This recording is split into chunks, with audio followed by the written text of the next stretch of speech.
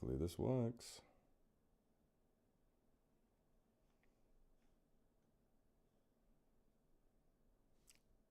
Might be working. It'd be nice if they let me edit the thumbnail. It seems YouTube doesn't want me to do that because they're not very good at their jobs.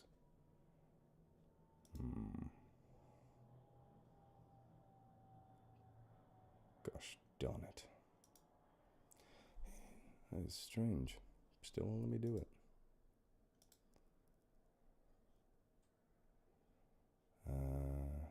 Huh. Just won't even let me delete it. What a strange, strange thing.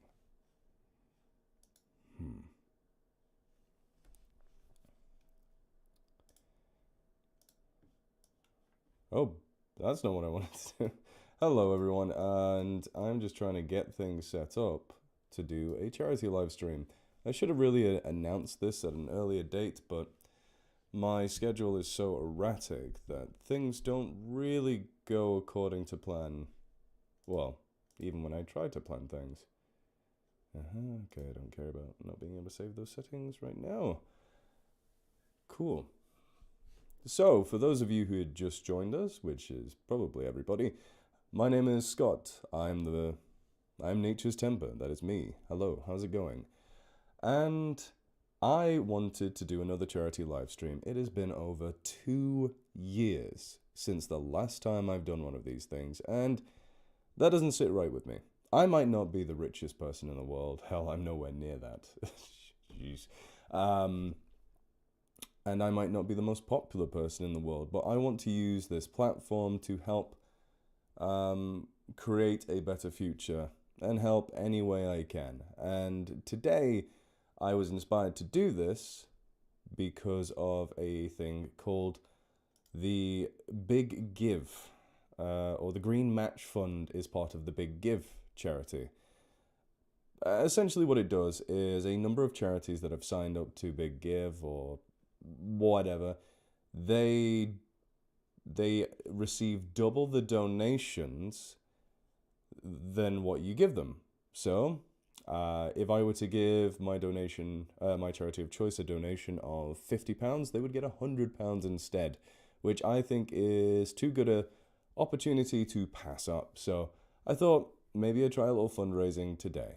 I've been umming and ahhing, trying to deal with moving into this new place, building a pond for my turtle, which I needed to do really fast as soon as I moved in because they're outside turtles, blah. Anyway, painting the house internally because, God, we moved into a crap hole. Well, it wasn't that bad, but I have ADHD. I need to stay focused. Pardon me for my rambling. But yes, that's what we're here doing today. And the charity I've decided to support, again, is the same one as last time, which I guess means I don't have to change the thumbnail because it is Rewilding Britain. Rewilding Britain stands for righting a lot of the wrongs that we have done to the British Isles. We have done terrible, terrible things to our wild places, to the point where the UK is one of the least biodiverse countries in the world. For those of you that don't know, I am actually an ecologist. I have a bachelor's degree in zoology, the science of animals, and I have a master's degree, which I gained last year, in ecology and environmental management. And I've been studying and drawn to the outdoors my entire life. I have had the opportunity to go abroad to numerous truly wild places, including South Africa, where I worked with painted dogs, cheetahs, lions, and whatnot. I keep brushing the microphone. How does that sound, by the way? Trying to make sure these are updated properly in real time. I haven't streamed in over 2 years, so please pardon my hiccups. Is there a chat? I don't see a chat on my live stream app anymore, but I do see top chat. Hello, Bama. Hello, Jacob the Big Bad Wolf. Hello, WC88. I miss Serber. Cerber is good, and I'm sorry that the series has ended for now. Who knows if it comes back? Sounds perfect? Good. Glad to know. Glad to know. Anyway, so I wanted to tell you guys that I am supporting Rewilding Britain because essentially I live in a terrible place. Like, it's great for education, healthcare, and a lot of other factors that I am very, very proud of and happy about. I am an Englishman, I am British, and my home is important to me. But it is a shell of what it could be and is supposed to be. We have drained 95% of our wetland spaces for farming, very useful, needed things, but it has been a detriment not just to the ecology and the environment, but to us as well. It has caused a monumental amount of flooding throughout the country. People's homes get buried underwater on a regular basis, and we're still scratching our heads like, how did this happen again? So essentially, Rewilding Britain tries to reintroduce extinct species, extirpated, locally extinct species that's supposed to be here, and regenerate lost environment and ecosystems, which is very vital here in the British Isles. So anything you can donate, that would be fantastic, and I'll make sure that that goes on to them. But without further ado, I'm going to start reading stuff. If my silly little chimpanzee brain can get that done. I need to make sure that I have things lined up. I am currently on the Creepypasta wiki. That is where I am going with this for right now. But, oh bugger, I just remembered. I don't have headphones on. So when I play music, it's going to come through the speakers. Let's not do that. That doesn't sound like a good idea in the slightest. Oh yeah, that's super attractive. I mean, not that you come to look at me. I'm just a very vain man. Plug that bitch in there. There we go. And let me know how the audio goes in a moment. I am going to play this one of my favorites. The music today is provided by multiple sources, including Coag on YouTube, so please check them out. That's C-O-A-G, Coag.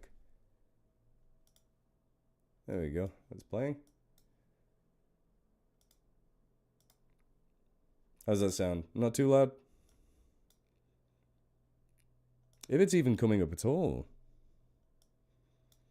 Hold on, I don't think it is. This is why we check these things.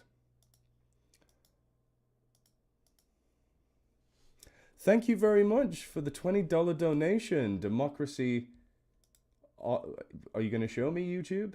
I'm not a fan of YouTube. It's a little silly. Democracy Officer Woad, thank you so much for the $20. Together we'll preserve the species of Earth from extinction. Thank you so much. I love-hearted that. YouTube's changed since I last did this sort of thing. I am not an intelligent person when it comes to this sort of thing. If I looked like Thor, I'd be vain too. You're very sweet. Thank you. Scott, do you play or have you played any tabletop role-playing? Yes, I play Dungeons & Dragons on the regular, and I have DM'd before, because I like to do silly voices. Right, where are we? Oh yes, sorry, did you say you could hear the audio? And when I say audio, I don't just mean my voice, I mean... Ah, no, it's not coming up. How do I add more? It's just the video capture, right, okay. Audio... Desktop. That's us. Bada bing, bada boom. How does that sound? That looks like it's loud on the old thingy down there. Hold on.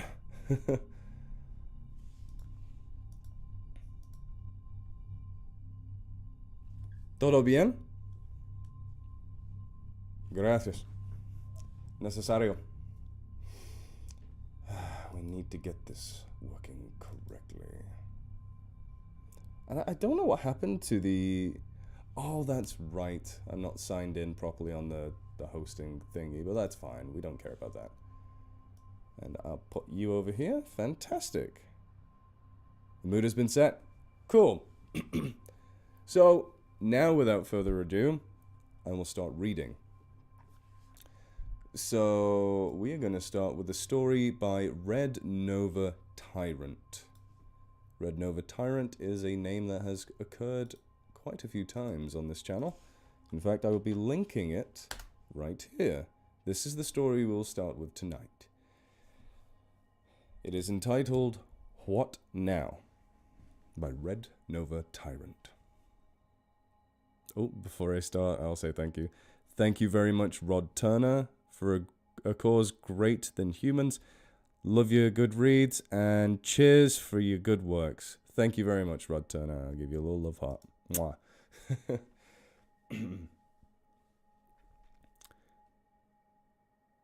So, what now? The priest exorcist gave him a simple shushing gesture to the mother, not in irritation, but with a reassuringly small smile. He couldn't have her distracting the rest of the clergy at this crucial period, but with the tears in her eyes by now, it was clear that the mother was unable to read the small prayer book she'd been given to aid the congregation. The exorcist then turned to stand on his right and retrieve the aspergillium from its goblet of water.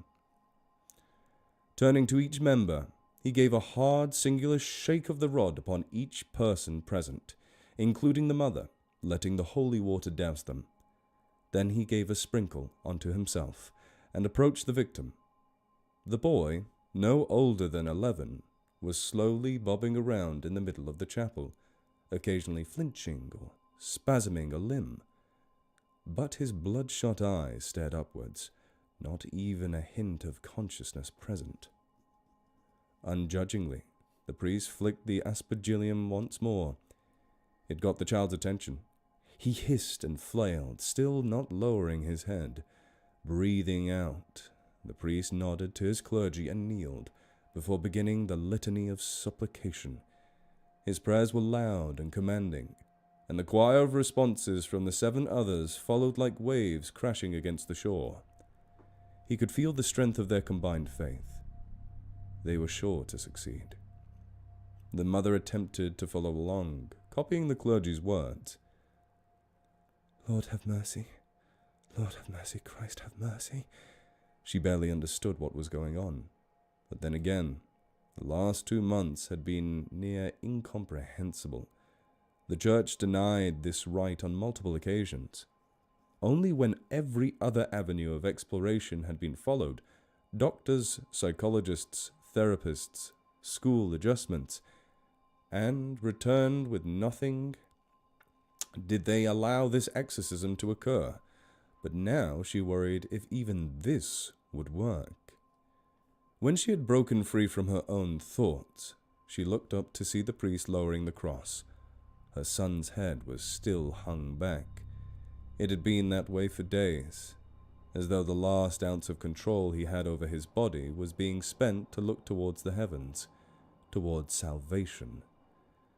She couldn't bear to look and closed her eyes again, joining in the chants once more to the best of her ability. The exorcist stepped forward, now having to close the gap, and released a breath of air onto the child's face. The boy screeched and clawed at the priest, only managing to scrape at his purple stole. Surprised but still determined, the priest swallowed and readjusted his attire before starting again with the breath. "By the breath of your mouth, O Lord." The prayers continued. By the imperative formula, the boy had collapsed to his knees. He gurgled and made horrid sounds, as though he was suffocating. No, being strangled. His mother turned away at this point, but the exorcist continued. When the twitching grew to limbs flying outwards, he continued. When that turned to rocking and flailing and screaming and howling to the setting sun, he continued.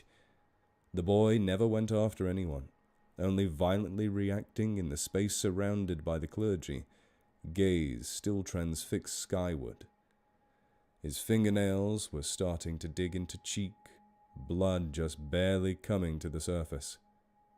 When he ceased, the guttural noises came to a halt. His body, stretching upwards before as his legs failed to stand, dropped. Head fell, finally dropping forward. "Nate? Nate!"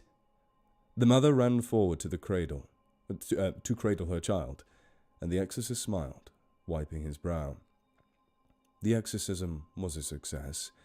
The demon had been expelled.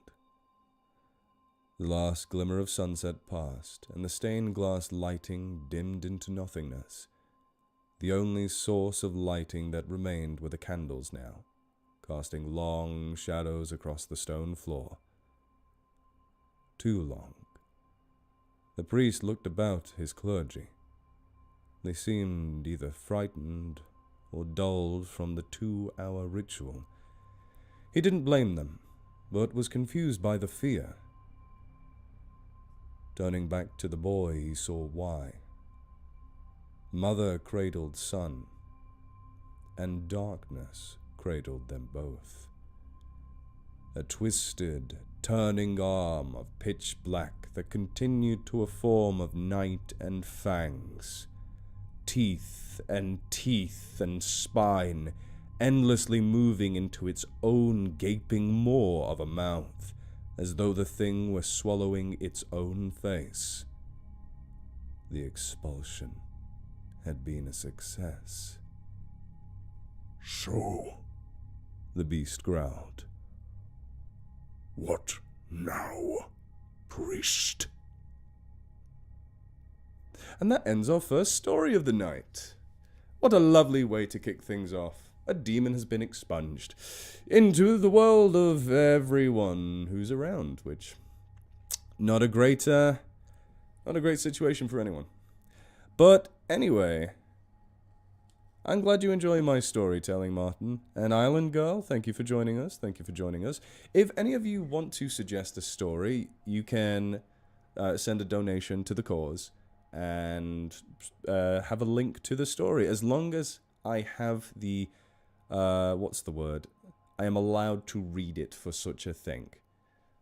Some authors prefer you don't narrate their stuff.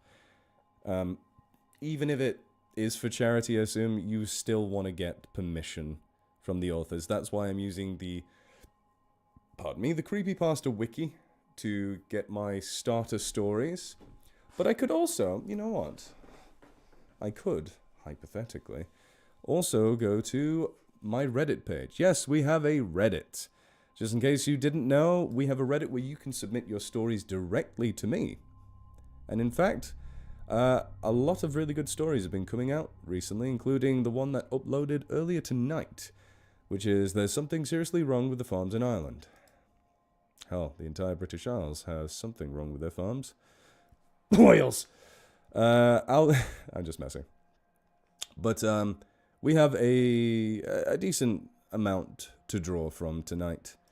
But if you have anything to suggest to get your story at the head of the pack, a donation would be very much appreciated for Rewilding Britain. I also wanted to support the Wolves and Humans Foundation, but they're not a part of the Big Give campaign right now, unfortunately. But in the future, I want to help the Wolves and Humans Foundation. They aim to help mitigate conflict between farmers and large predators in Europe, including wolves, obviously, but also lynx and brown bears. It's a very, very vital thing that needs to happen, because you need to support those most affected by those animals, and we can't just eradicate everything that's an issue. As a nature guy, what do you think about the big wildcats in the UK? I have been back and forth with whether or not I believe wildcat, what I assume you mean by big wildcats is like the leopard or panther sightings throughout the UK. I was stalwartly against it for many years. But the fact that DNA from a Panthera genus animal, which are things like leopards, lions, jaguars, it's an entire genus of all the true big cats, came back positive on a sheep kill, makes me think perhaps there is a small population of black leopards surviving in the UK. It's cool. But anyway, shall we continue with another story? Let us see. I have a lot of videos, stories I wanted to do, but were too short for me to want to do for one-off videos. Yes, here we go. Yeah, why not? Oh, I don't use AdBlock because, you know, I want to support people I watch on YouTube. If you use AdBlock, that's absolutely fine. Do not worry about that. It's just what I do. But it's so annoying. It's all over the internet. All these ads. I don't watch Andor. I don't care about season 2. Get it off my screen.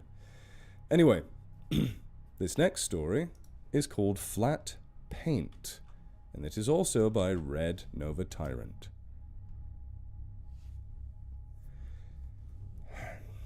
It was my first time in a grocery warehouse. My eyes were caught by the top of the gaping maw that was the shutter doors, bumping into my dad from behind during my moment of distraction. I could not believe that that a door with this much traffic would be this big.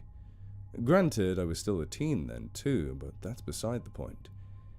He turned and smiled, then gestured forward. We approached the door greeter. Dad presented a card, and we were welcomed in. I asked about the card. Dad said that only members were allowed to shop here. I was curious about how he joined, for only a second, before the warehouse opened up before us. My gaze couldn't be left to linger for more than a few seconds. Although they weren't necessarily products I was interested in, the sheer amount and quantity was mind-blowing, and the size of the warehouse itself impressed me most of all, stretching out above us and all the other shoppers, like a night sky over the Grand Bazaar. The shelves alone acted like skyscrapers, and the place was just as bustling as any other city I knew. Dad called my name for me to hurry along, not wanting to lose me in the crowds. I caught up and kept pace with the cart, following down each passage between the shelving units and other shoppers, as we were stopped while my dad decided between a jumbo pack of batteries and an extra jumbo pack. I couldn't help but watch in awe at a woman on the opposite side of the aisle. She was next to a selection of butter chicken curries, and her arm was cleaving across the ledge, knocking a truly inordinate amount of the sauce into her oversized cart. Next to the kid who was letting out an ear-piercing screech. She paid the kid no mind, however, as she was blankly marching forward and knocked another section of instant juice mix into her board. As the boxes knocked against pounds of meat that carpeted the bottom of her cart, the thuds they made pulsed in rhythm like a heartbeat. Actually, the sound wasn't from this woman alone. Every other customer, every item, dropping and landing in sync, pounding like the beat of an ancient beast. A hand gently shook my shoulder to break me from my trance. "It's rude to stare like that," Dad said, dropping the extra jumbo batteries into our own cart and pointing forward to our next stop. That was the conflict of feelings that bombarded me as we advanced through the warehouse. Complete and utter astonishment at how many goods were available for purchase, and at such reasonable prices, too. Which was easily washed away by the disgust and concern I felt seeing countless people shoving unnecessary products into their already swelling carts, as they shoved more free samples down their gullets. The consumption repulsed me. We weren't even halfway through the store, and already I was sick of watching other people, so my gaze returned to the infrastructure, trying to understand how such a large operation ran, and struggling to grasp just how many systems were at play within this one building. For example, how did they get items onto the top of the shelves safely? I could have fallen from the roof of my house and still hit the ground sooner. But the thing that actually stood out to me, where were the pipes? Surely there had to be water and heat and ventilation in this place. Even in school, there were plenty of noticeable pipes I would stare at instead of getting work done. Only when I looked straight up, past the glaring fluorescent lights, did I finally see a giant spinning fan. It was so difficult to notice, as the entire ceiling blended into itself, and from the fan my eyes followed the length of pipe, a tube. A box where several other tubes and pipes sprung off from, leading to more boxes and more pipes that came down and were painted to match the walls, so that I hadn't even noticed the other 4 cubes coming out of the refrigeration unit. I pointed this discovery out to my dad, and he nodded. Yeah, it's quite something, innit? Oh dear, my stream seems to have disappeared. Please say it's still going. What's going on? Okay. I don't know if I disappeared just then. That was strange. I'm gonna keep going anyway. That was... What the hell happened there? Very, very, very weird. Okay. He nodded. Yeah, it's quite something, huh? How come I didn't notice it sooner? It's called, flat paint. They use it in stores like this and other places to hide the mechanical stuff, since it absorbs more light. Huh? Why's that? Something to do with making the atmosphere more comfortable for customers. This place felt and looked like a massive factory. You probably would feel off about shopping inside. But since the paint doesn't reflect as well, your eyes aren't drawn to it, and instead you focus on stuff like this. He stopped next to the mega box of assorted cookies and grinned. Shall we get some? I nodded quietly, though not fully paying attention. Now that I noticed it, I realized just how deep the machines ran throughout this place. The systems were there, but they were blocked out between brilliant lights and flat paints. I could hear their sounds, their whirring language, but I was buried under the torrent of footsteps and mass murmurs. And beneath all of that, deeper than all the thudding and grumblings of this cult of consumerism, I was certain this time. I heard a heartbeat. I looked at the pipes, past the paint. It might have been the fan passing over or the light bending my sight, but I saw them bulge. I didn't want to come back, even with my dad trying to sell me on their cheap burgers, and I didn't. I stayed home on any trips to that place, and for a while I tried to avoid going to our usual hometown stores. I couldn't help but stare past the flat paint above, watching those pipes. One time, I got quite the scolding from some old fart for standing in the middle of the frozen section, instead of moving along and buying, spending money, consuming. That was years ago. I have a family of my own now, and while it's been tough with the current cost of living, I'm very proud of what we've built together. This past Christmas, my dad sent me a card with his gift included, something to help out with the expenses. It was a membership card for that same store, an open invitation to that gaping hole of gluttony. I still haven't used it yet, but the temptation only strengthens with each passing day. Interesting story. It's kind of very literal about the greedy... oh, bloody hell. You know what? I don't need to wear this. I can hear you can hear the music. Ugh. Need a better show as well. Can you see my tits? Okay, good. Thank you very much. Who is this? I hope I'm saying your name right.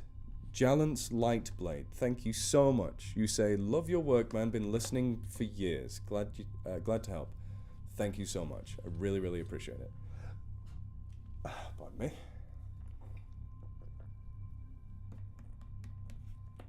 Just getting a drink. My throat is a little parched. I gotta say, when I record stuff alone, for videos, I rarely mess up this little. Today was a good recording day in terms of like how fast it happened and whatnot, so I was like, wow, okay, maybe I'm in a good brain space for this. Because believe it or not, it can be a little difficult sometimes. It's not a hard job at all. But at the same time, it's not as straightforward. Like a half an hour video, it's probably more like an hour and a half long recording session if it's my worst day. But yeah, that's just how things go sometimes. And I still try and get videos out regularly every 3 days. How do you guys feel about that upload schedule, by the way? Just whilst I have you guys here. Whilst I also look for another story. What do you guys like? You like outdoor stories? Because, you know, nature stories are my favorite, hence the name. And being an ecologist, I do gravitate and get a little bias. If you have any suggestions, just throw them in the chat, feel free, in terms of, like, genre. Pardon me. I had an entire 12-inch barbecue chicken pizza before this. I am a wee bit gluttonous today myself. Right, let's see what we got. I could do a classic. Actually, no, I couldn't. That's a lot longer than I thought. Oh, I clicked the wrong one. Yeah. Okay, so the next one is just a very quick but classical creepypasta. Who's it even by, actually? I don't think that's ever stated. Okay. Never stated. This is the story of a girl who cried a river and drowned the whole world. No. The next story is the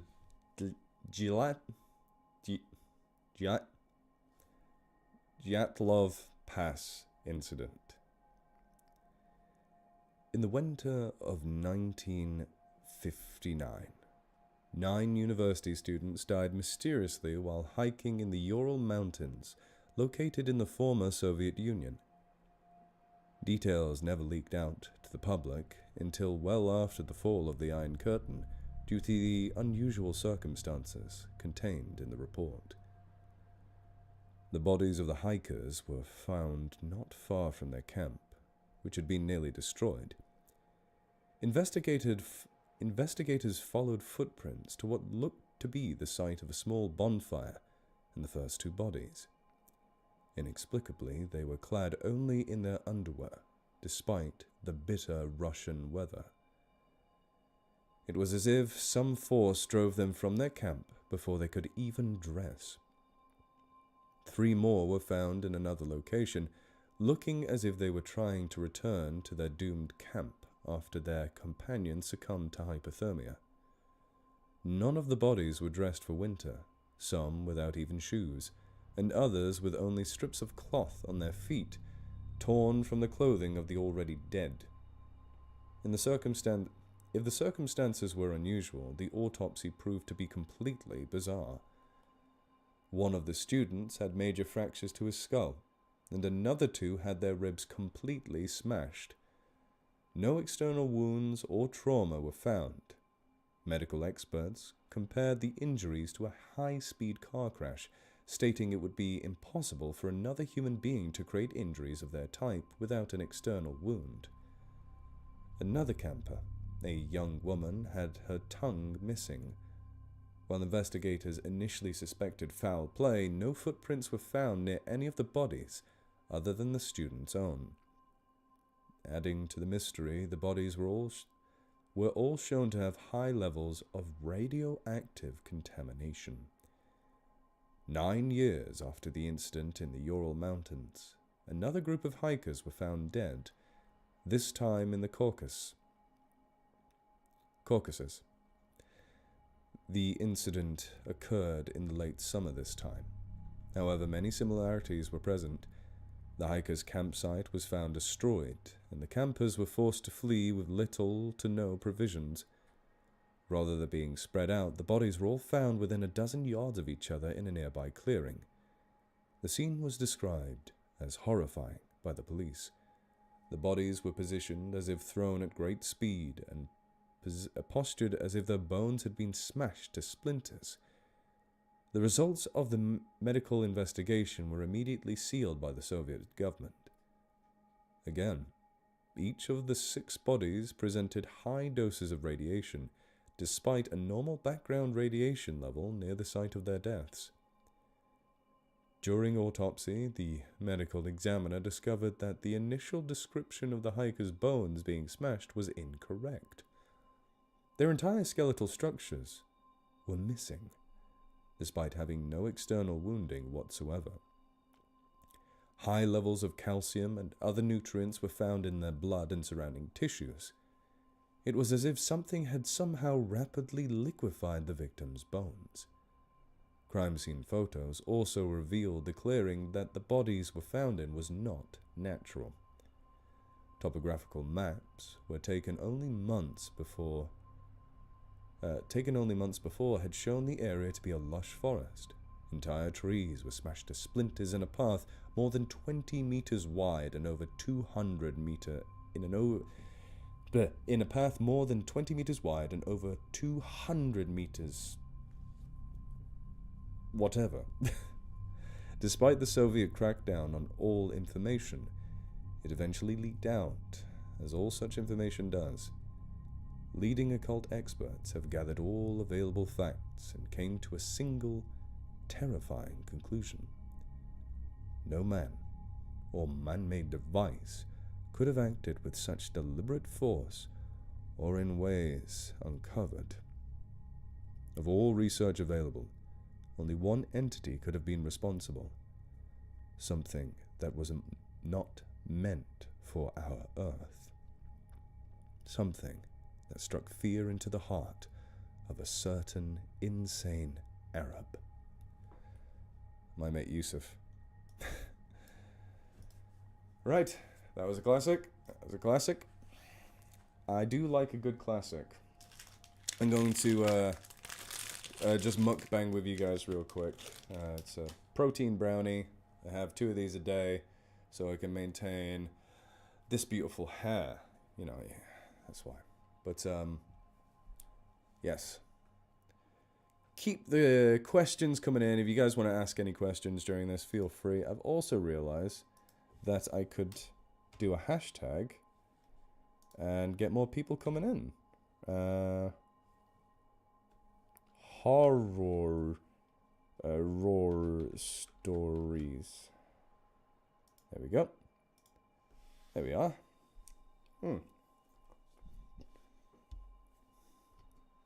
Just finding the next one. Please do stay tuned. Bloody hell, this is thick. Never realized when you try and eat slow. Guess I'll just leave it. Don't worry, you're not late. Only started a little bit ago. What's this one? How long does it take for me to nail an accent? Depends on whether or not you think I've nailed the accent. So the voice I'm speaking with now, this is my normal voice, but I am speaking more, what's the word?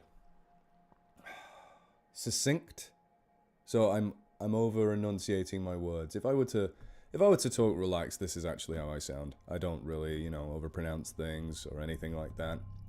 And some people over here in the UK think I'm American sometimes because I have a relaxed way of speaking and whatnot. But I do prefer over enunciating my words because, I don't know, just how I prefer it. But some accents take me years, like the Welsh accent. I was never good at that. But I think I've gotten a lot better in the last few years, which just came out of nowhere. Now I say that, if I were to read this next one in a Welsh accent, that would suck ass. Pardon my language. Okay. Should probably get to the next story. Really? If I were to go Texan, I'd want to, you know, get that southern twang in there. I think when it comes to certain accents, like a southern drawl, or, you know, like somewhere up north in the United States, maybe near New York or Boston, I find it really hard to tell the difference between those two. They're just stuff I picked up as a child, and, you know, being an autistic child watching TV and just like mimicking what I hear. Okay, this one's about a lake and has a lot of people saying it's good in the comments. But who it's by? It is by Corpse Creature. That's always good. The next story of this evening is the lake. And you know what? Shall I do this in an accent? I will wait for your reply. Should I do this in a Scottish accent, a Yorkshire accent? You know, that's this accent. It's actually not too dissimilar to how I sounded as a child, because I'm up north in England. A lot of people sound like this. Oh, you know, Scousers around here, really, most of them. You know, if you got a Yorkshire accent, you know, it's kind of like Game of Thrones. That's where those people are from, who are the stars in that. Oh, wow, got lots of responses for that. Okay. I do the same with mimicry if I'm talking to someone with a strong accent. Yeah, it's hard not to, right? It's tough because you don't want them to think you're making fun of them. Absolutely not. But, right, I guess I'll do it in a Scottish accent then. Hey, welcome, Josh. Ha ha ha, Johnny Bravo. Okay, so I'm going to do this one in a Scottish accent. The lake. I always hated swimming in lakes as a little boy, or a wee lad.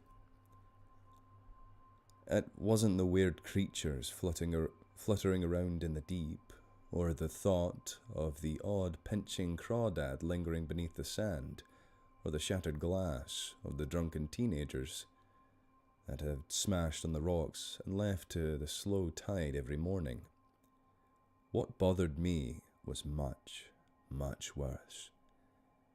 The reeds beneath the cattails and wading in the murky, dirty water made the goosebumps on my body rise. It wasn't the duck itch my friends or my family constantly caught, or the bites of the odd water beetle.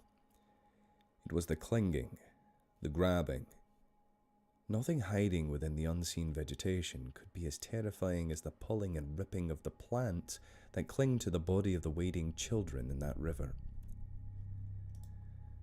My friends enjoy swimming. The water is an intense deep green, but it doesn't bother them. They enjoy catching the odd minnow together and supporting one another on their shoulders, wrestling. I can't enjoy it. I won't. They know better than to knock me out of my canoe or throw me off the dock. I'd rather watch when I can. Often I find it unbearable to watch them, seeing the green wrappings being pulled from the water, wrapping themselves around the arms, chests and necks of my friends. I shudder and continue to paddle, doing my best not to snag any of the botany that might find itself netted onto my oars. They tried to get me into the lake once, and only once. I pounded on Darren's back, screaming for my life. It wasn't just a joke to me.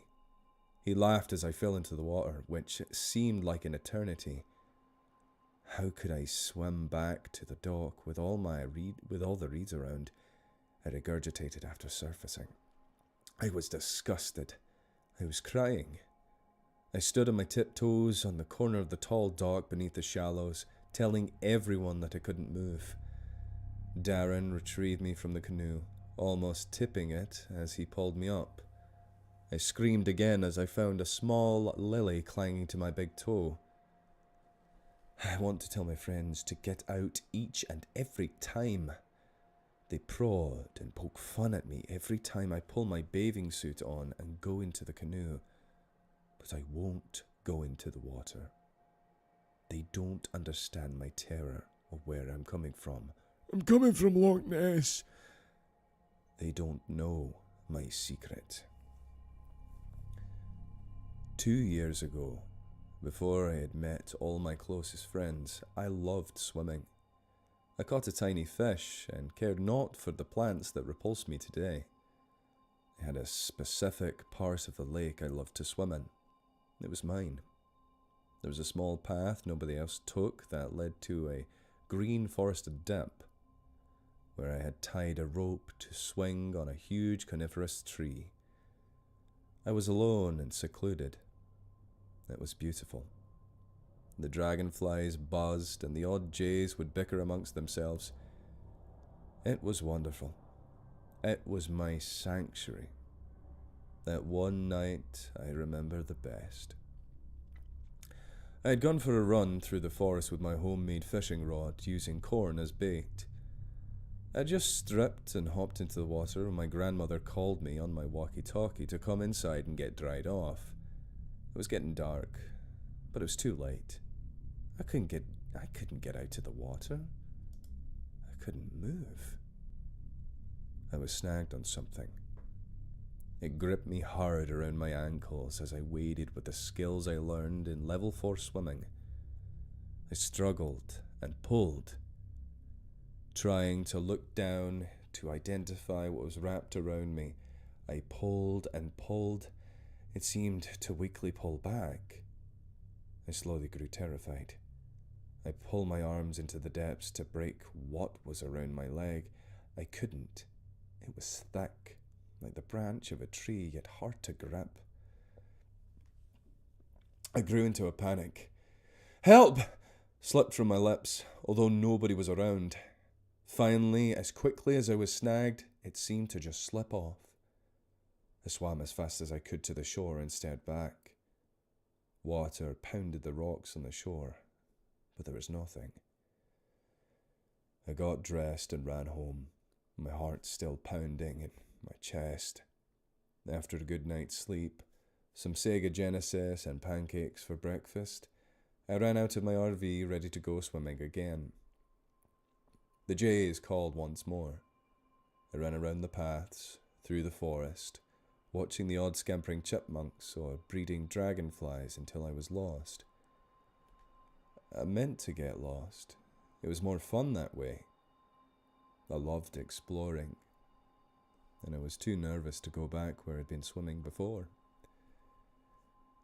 I walked for what seemed like hours, just as I had when I found my first spot, but I was surprised. There was someone else. I watched, hidden between the trees. A man on a boat throws a bag into the water, tied to an anchor. From the bag, I see a hand grasping for its life as it sinks into the depths, into the reeds. "Hey, it's organized crime over here. Forget about it." Sorry. Yeah, I think I saw that coming from it felt like it was grabbing me, and I suppose that is a worry. We actually have a bit of a cryptid up here in North England. I don't know if you guys have it down south, if there's any southerners watching. If there is, anyway, but the cryptid is called Nanny Greenteeth, and it's essentially like an old woman made out of wavy algae that just pulls you into the water and drowns you. Yeah, it's cool. Cool character. This protein brownie is great, by the way. Southerner! Nah, you guys are fine. I just like that joke. Oh, you hate me because I'm northern? I hate you because you're southern? My goodness. It's so silly. Makes no damn sense.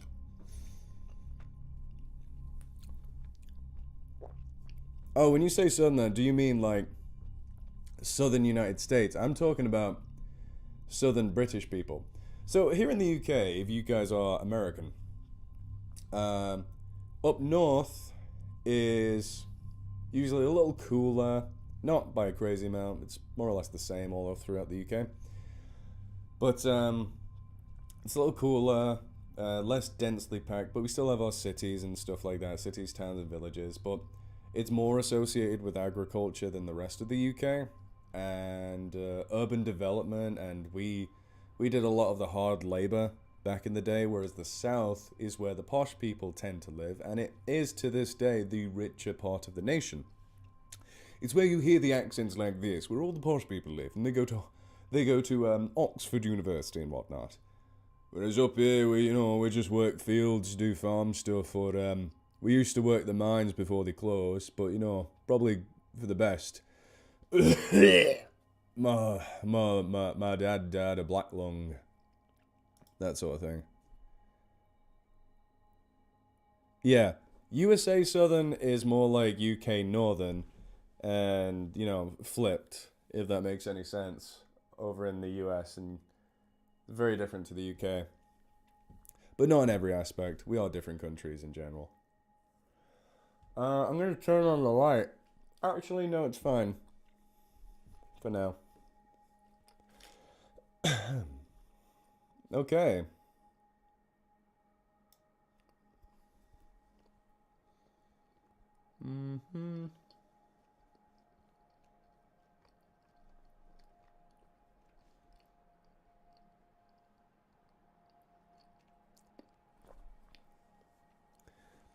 Oh, South African. Nice to see you. I've been to South Africa, and it's a lovely place. I went to Ishlui Imfolozi National Park in Zululand. I know I probably butchered your accent, but it's a very fun accent to try and do, even if I fail. I like rolling my eyes when I talk with that type of accent. I had a lecturer in my my bachelor's degree who was from Zimbabwe, but he was on the border of South Africa, so he had a South African accent. Thank you, Nothing Sleeps. I appreciate that. Don't miss the worst verse too much. I will be working on the next series of stuff from Joshua Wagner, which I forgot I need to respond to Joshua. I've been very, very, what's the word? Wrung thin with life recently. I actually had a job interview recently for a part-time job at a safari park. Just I need more funds myself, as well as trying to finish my audiobooks that I'm working on, and doing my own solo projects away from YouTube. So there's a lot going on, and the house is a constant thing. But yes, Mr. Wagner has a lot of content ready and raring to go. So please blame me, because I just need to find the time to be able to narrate his stories. They are very fun, very action-packed and intense, and they have a little bit of everything for everyone in them. It's just, I want to be able to do them justice and not cut them in half so I can upload them, because a lot of them tend to be longer than what I can do. As I said before, for some of you that weren't here, I'll go over it again. When I put up a video that is 30 or 40 minutes long, that's actually probably less than half of the actual recording time, because of how many mistakes I make, sounds coming in from outside. I live next door to a pub now, which is great. And the football's been on today, so they're making noise. Oh, thank you very much.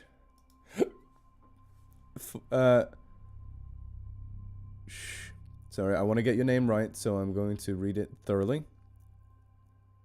Shanahazada. I hope I said that right. Thank you very much, Shanada. Fuck! I swear I said it right the first time. Shanahazada. Thank you very much. I don't know what the THB is, but thank you very much, no matter what it is. Oh, I'm so warm. It is very warm in here.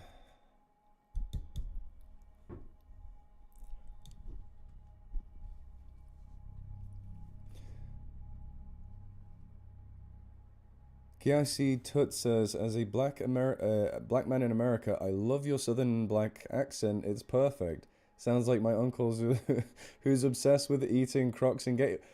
Why does he eat them? There's no nutritional value in eating an apex predator. I've had alligator and crocodile, and I get it's a cultural thing in a lot of places. I love crocodiles and alligators so much. I couldn't do it. I'm gonna stick to chicken. I like chicken. It's you subtly requesting African Southern accent. I don't even know if I do anything that's specifically Southern black. I just do a standard Southern accent most of the time, depending on where they're from. Could be like, when I do a New Orleans accent, I'm not thinking of like, oh, this dude is like Creole or something. I'm just like, okay, what's this sound like again? And sometimes I think of True Blood. I never watched True Blood, but my parents used to watch it. God, walking in on that was creepy. But yeah, I think of accents like that, where you kind of just drag out what you're trying to say. And sometimes New Orleans and Louisiana can kind of stretch a little too much. Alligator tastes amazing, but I love just watching them when I'm fishing too. I had it, and it's so bland. Maybe you put like a good amount of spices on them. I think you make any meat taste good if you put spices on them. Because all I was tasting when I was in Florida was the batter they put on the alligator tail. And I was like, I mean, it's good, but I can clearly tell it's the batter I'm tasting. Oh, Vampire in the Basement. Yeah, okay. Yeah, my direction that I was given was to try and sound like the Boondock characters. And I was like, oh, jeez, I don't know how to do that. But I kept referring back to the video. I was like, oh, I'll do my best. I'm trying my best. But I do my best. I never go into this trying to make a caricature of anyone. In the audiobook I'm narrating now, there are people of all sorts of walks of life. There's one Cuban guy in it, and I love the Spanish language. I've been learning aprendiendo español por muchos años, pero no perfecto en mi hablar. So like I've been learning for a long time, and I prefer Latin American Spanish over European Spanish. It's just more interesting. Anyway, I ramble. Where was I? Next story, I think. I've taken a break and eaten like another 2/3 of this. It's fishy chicken, sorta. You got to get it here in the Creole Swamp when it comes to tasting the gator and the seasoning. Hello, Dexter's Lab. Been watching your channel since 2018. You got me into the whole creepypasta thing, including narrating. Best of luck with the Rewilding UK. Noble undertaking. Thank you so much. It's your fault? I don't think it's your fault. That was exactly your uncle's voice. It's me. I'm your uncle. Me encanta escucharte hablando en español. You're enchanted. I don't know that other word. Speaking in Spanish. It's annoying when I only, I know most of the words, but the key word, I'm like, what's that say? It's tough. It's tough. Right, okay. What do I do next? That's a very short poem. Do you want to hear me do a short poem? Okay. I'll do it in a weird voice. This is called They Begin by William Carlos Williams. What accent do I do it in? They begin. They begin. The perfections are sharpened. The flower spreads in colored petals, wide in the sun. But the tongue of the bee misses them. They sink back into the loam, crying out.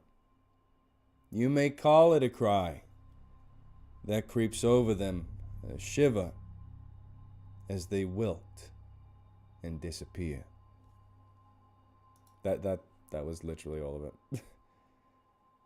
Yeah, see, New Jersey, it's so hard. Like, I always mix up New Jersey, Boston, New York. Hey, forget about it. Yeah, they're in a similar region. That's why they sound similar. Okay, what about this story? Ooh, that's longer. Okay, screw it. This one seems fun. Oh, I've narrated this one on the channel. That's why it sounds familiar. Never change. You're very sweet. Thank you. Oh, thank you, Island Girl. That makes me feel like I'm not failing with Spanish entirely. I shall continue learning. Por todos los años. Right. Wild House in the Woods.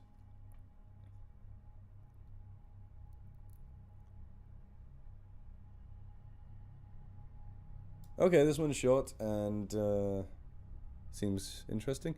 This is a story called Wild House in the Woods.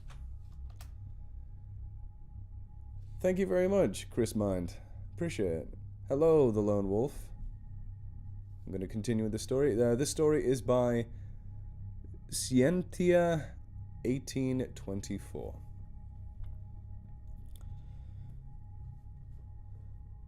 Do you remember that house in the woods? That one you were too scared to go into? That day you were out playing among the trees, happily dancing about and laughing. You delved deeper and deeper into the wood, believing the trees were benevolent and might protect you. Have you ever been more wrong? I wonder if you've ever told anyone what you found that day. The house in the woods.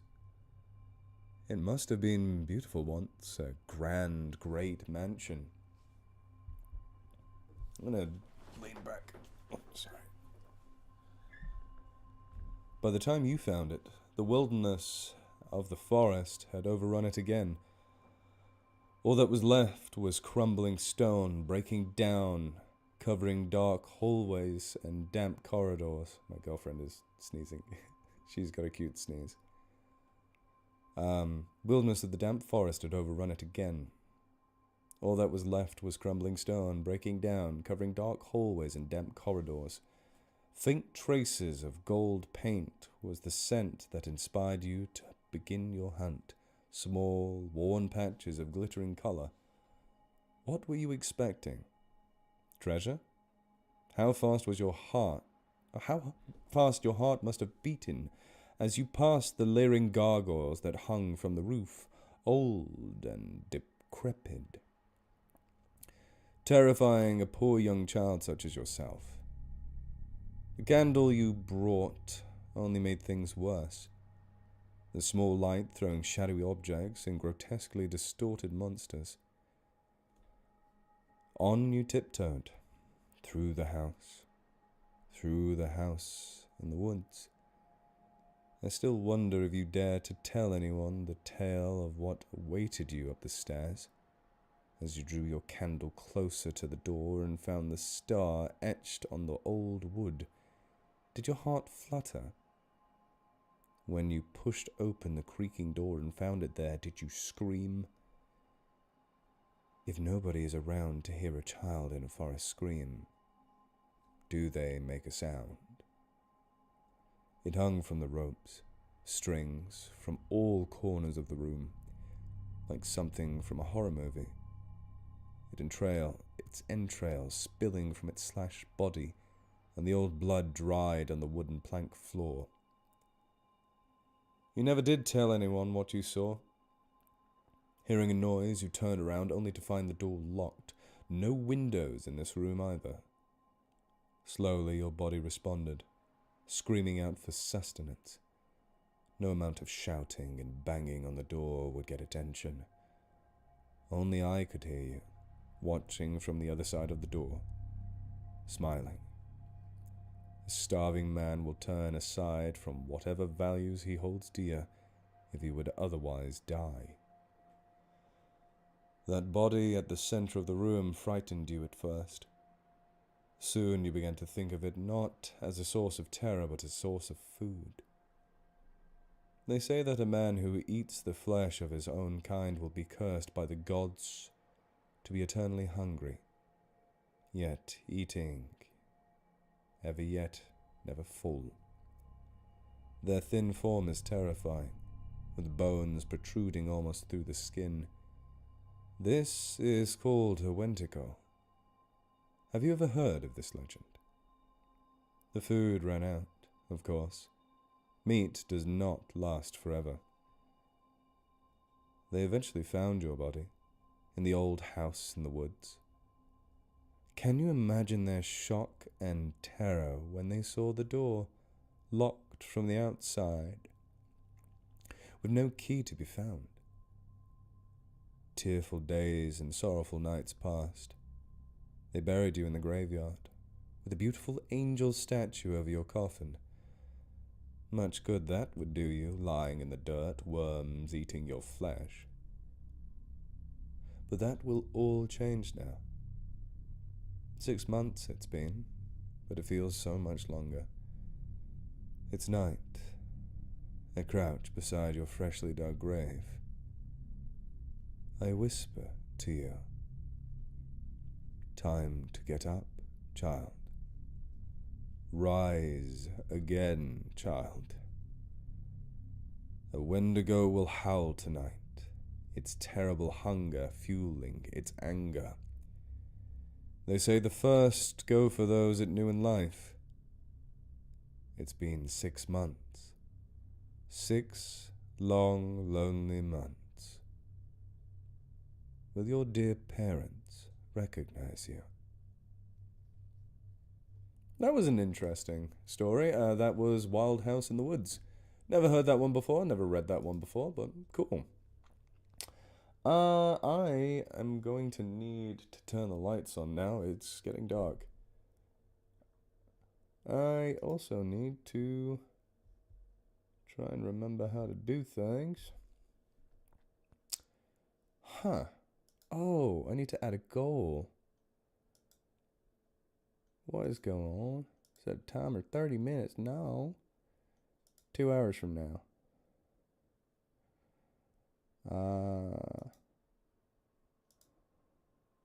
Choose super chat colors that count. Well, yes, anything above that. I guess 20? I really don't know how any of this works. Yeah, I'm just gonna turn the light on.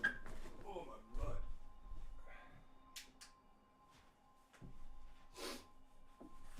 Oh! I also realized maybe I could read in style. Fair enough. Oh my god, my head is so hot right now. Fuck.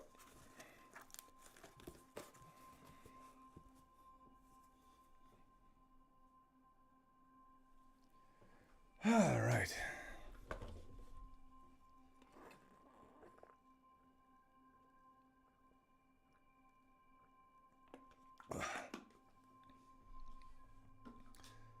Oh, my cat's trying to get in now. Sorry, I'm just reading some things.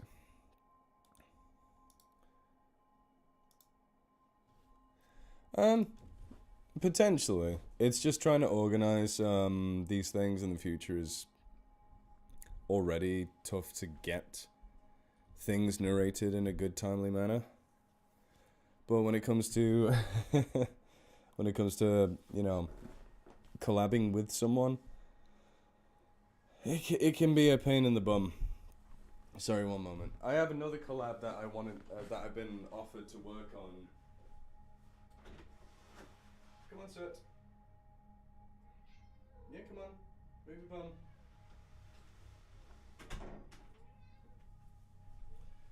your bum. Yeah. That I already said yes to, that I need to get to, but I keep being like, oh shit, I forgot. It's been 2 weeks and I'm like, crap. Alright. Personal goal. Try and narrate an entire story with this bloody hot skull on my head. You have some of the best stories and the best voice to listen to. Thanks. You're very welcome. Tommy Hogback. Cool name, Hogback. Okay. Right. Okay. What story? Just to remind people, or to tell people who have just joined, this is to raise money for Rewilding Britain. It is a very, very notable, my favorite charity really in the United Kingdom. We are one of the least nature populated places in the world, and unfortunately our government doesn't really care. And there's a lot of shifting baseline syndrome where people are born into the country and they don't realize how bad it is. To put it bluntly, we are supposed to have something around 70% forest cover. We now have 14%. The lowest it went down to is something like 8. So we've recovered a bit, but we're still not doing great. We used to have... we're down to 5% of the wetlands that we used to have as well. It has gone down by 95. Quick maths. It is a very ridiculous country, but things are changing. Beavers have been made legal to reintroduce into England this year, which is a fantastic leap forward because they are an invaluable keystone species. And this organization aims to help not just reintroduce those species, but fix entire ecosystems as well, and mitigating conflict, and helping educate people who are a little less open to the idea of wildlife reintroductions and wild landscape restoration. Sooty, calm down, my girl. Okay, next story. I chose this one because I'm biased as hell. It's called The Wolf and the Child by Arabella.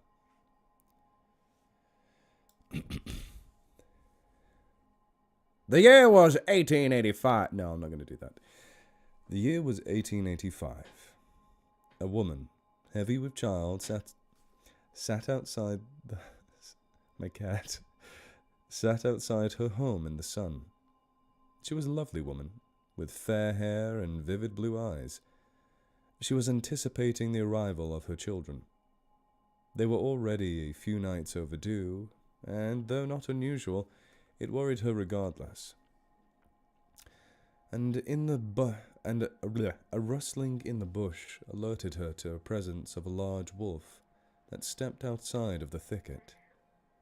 He was a handsome creature, with a sleek black coat and eyes like chips of black ice. The woman, though, was unfazed by the intimidating creature. She smiled, running a hand over her swollen abdomen as she watched the wolf begin to change.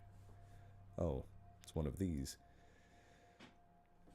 The woman watched the man that she knew as her soulmate move around the room with lethal grace. He was a stern man, hard with the pack and even her. But he was considered to be fair. He was setting up children's cots in their small home for the new children.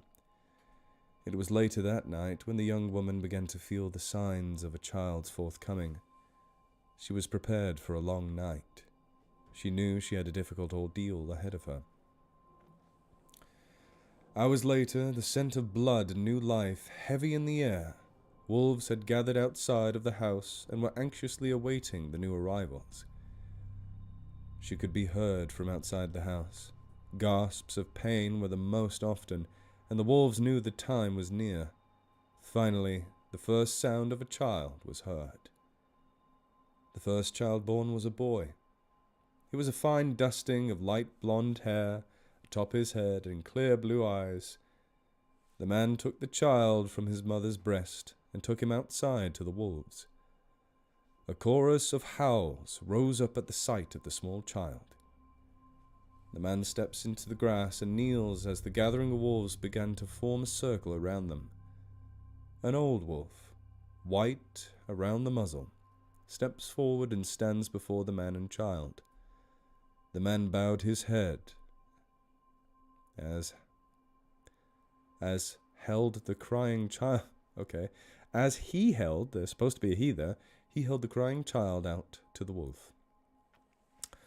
Slowly, the wolf extends his head toward the child and gently touches his nose to the child's forehead, sealing the odd blessing. Another chorus of howls is released as the man takes the child back inside.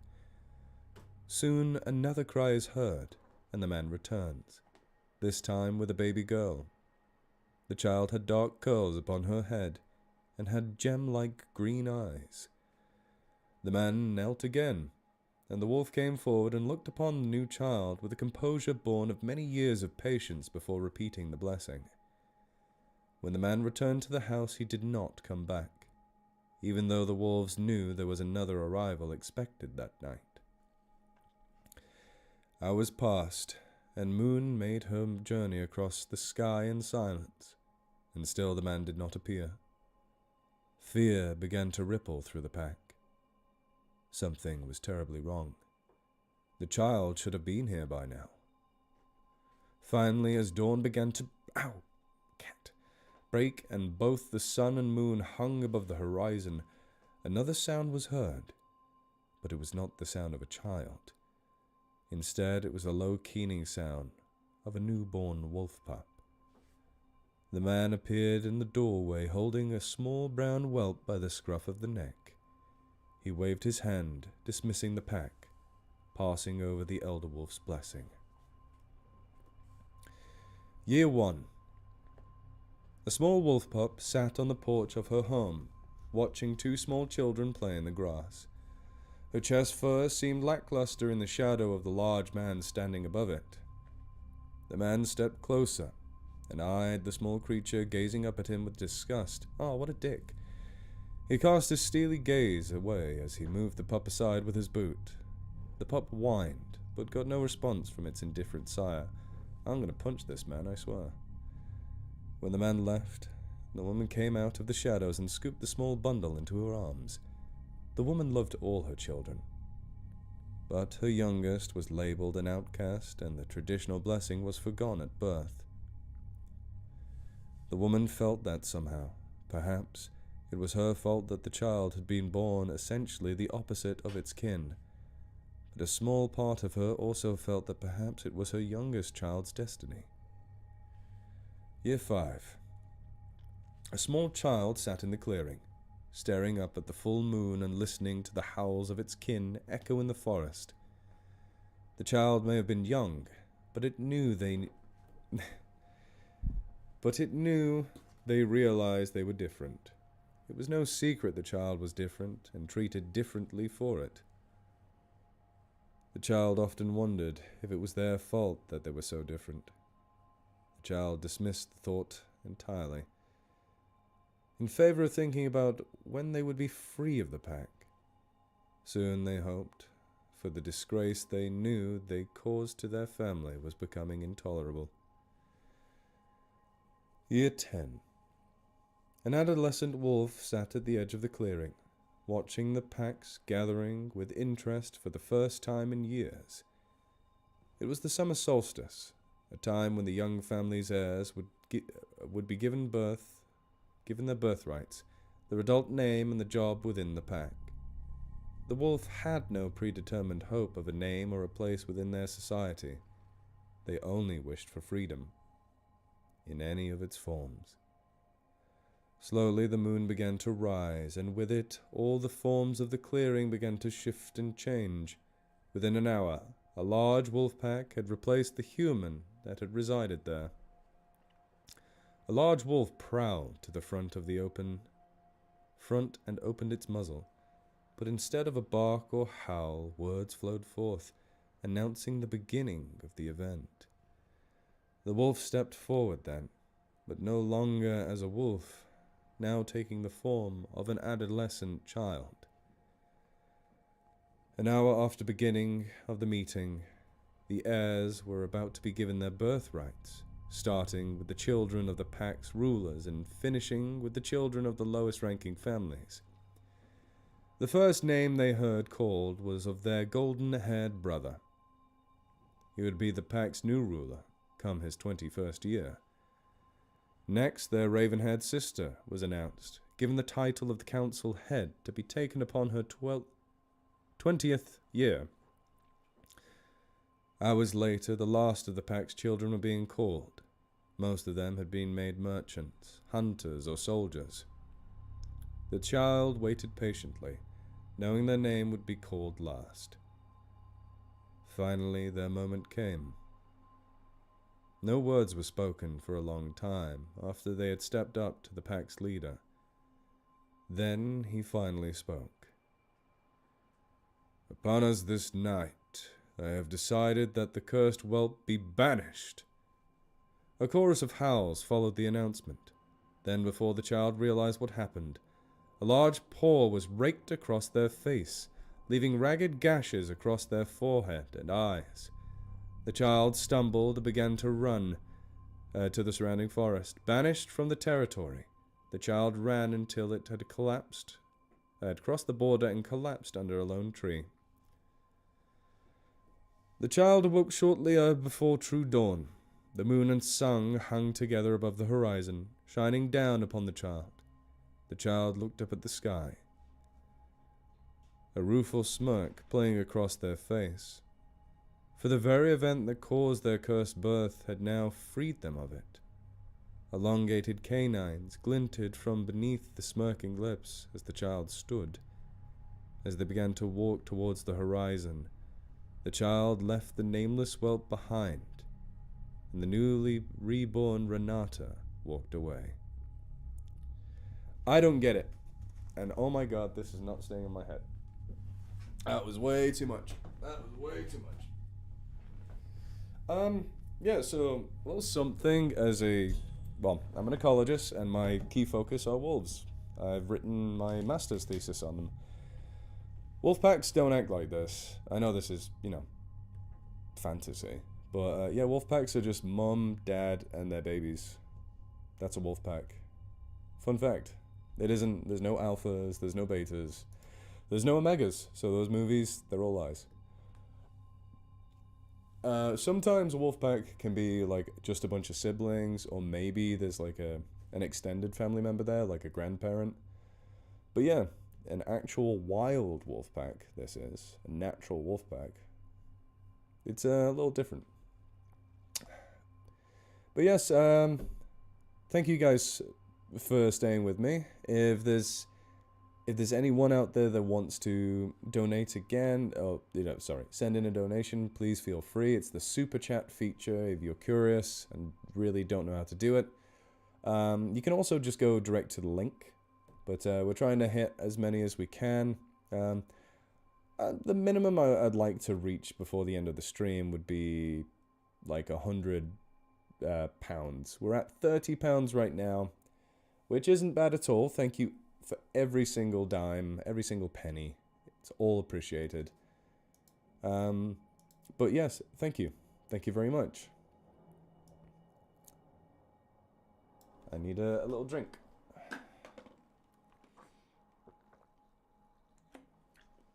I don't know how long I've actually been going,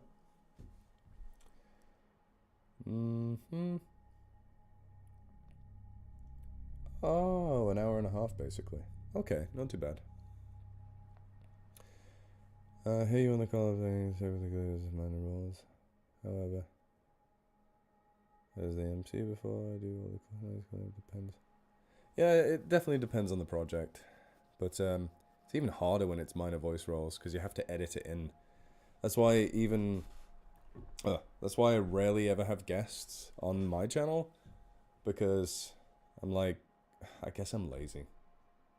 It's not that I'm lazy, it's just I already have so much going on that having someone on the channel when I'm doing a collab, it just means extra work, if that makes sense. I do sound lazy though. I swear I'm not.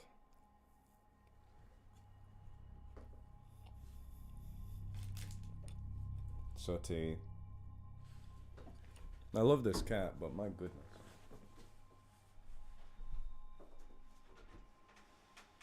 Hi, babes.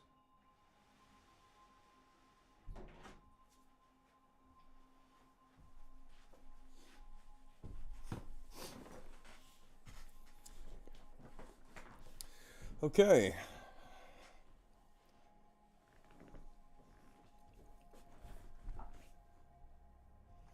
There is a story I have in my mind. It's an old, I guess it's a poem.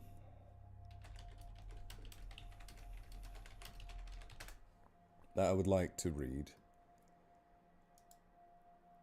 It's a short one. Oh my god, this is annoying.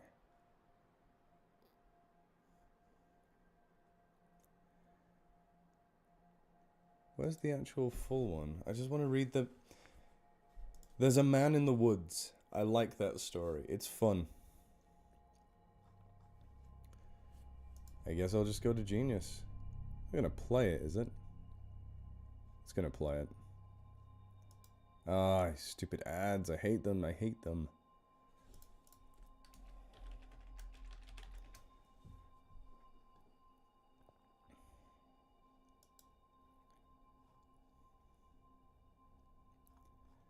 Yeah, okay. I mean, screw it. This is for charity, so... Oh, sugar. Dexter's Lab, thank you very much for the 5 USD. A little helps. Do you have an email contact somewhere? I have... I think the one I have for public now is... Scott Pie Talent Hire? I should probably check it. It's been a while. Oh, God, I am the most unprofessional person in the world. Let me see. I'll check it. It's not on my list. It should be, but it's not on my list of emails I have. Where is Scott Pie Talent Hire? It should be Scott Pie Talent Hire at gmail.com. And it's Scott Pie with a K, Scott, S-K-O-T-T, and P-Y-E. Because my dad wanted to spell my names weirdly different. But thank you very much for the $5.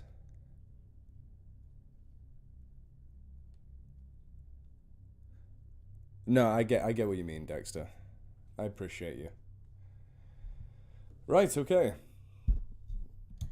I gotta make sure my boobs show.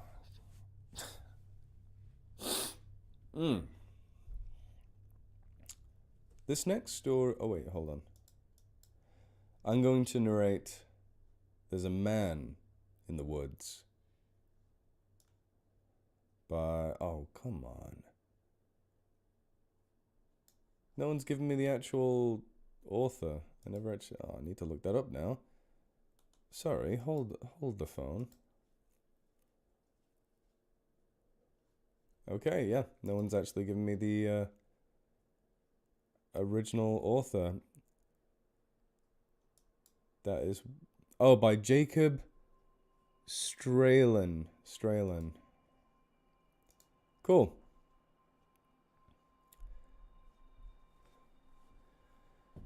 There's a man in the woods. What a spectacle. Before the story started, this school was respectable. My students and I used to skip down the hill to the honeysuckle, pluck a couple, and collect their nectar while they picked their fill. Except one obnoxious kid, Sid, who just watched them eat the flowers whilst he skeeved and scowled because he couldn't bear to share his sweet treats throughout the recess hour.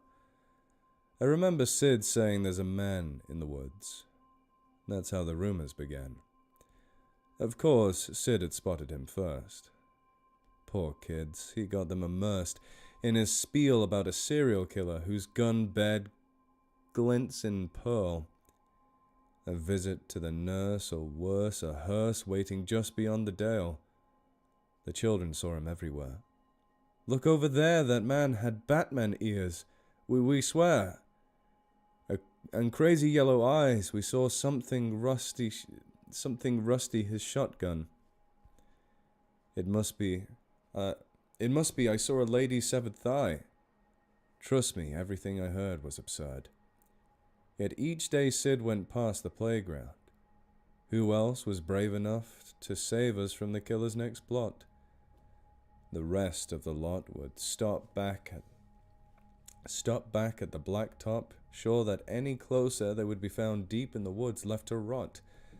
I pleaded for the kids to think and learn to be mature, but after a few more rumors doomed my attempts to prove the school was secure, their fear was undeterred, and when the buses drove them all home, the parents finally heard. Everything just began to blow up. I received a wall of emails and calls full of shrieks, wails, and all from terrified families who had heard the word of the murderer and didn't like my lack of action at all. What was I supposed to do? Accum the whole force, yeah, right. Would you... Okay, this person's made a lot of mistakes. Whoever, this is not the original author, someone's re-put it on this website, and it's not right. Would you that means I didn't care? That's not fair. The stories you said were and weren't true. Of course, I would feel regret. There had been a real threat and I ignored it. And some poor kid got kidnapped while the kids were napping. But you couldn't admit that your good little kid would formulate a fib, so you ignored what I said. Your little angels could never cook up such incredible creations and overacted imaginations, but my kid could never lie. How dare I? Accuse a child of being dishonest is just monstrous. The parents were displeased with me, so when the TBA took action, they dismissed me from the classroom like they knew what was best for their kid. Do you know how difficult it is to get a job when a bitter mom slanders your rep with child neglect from the outset?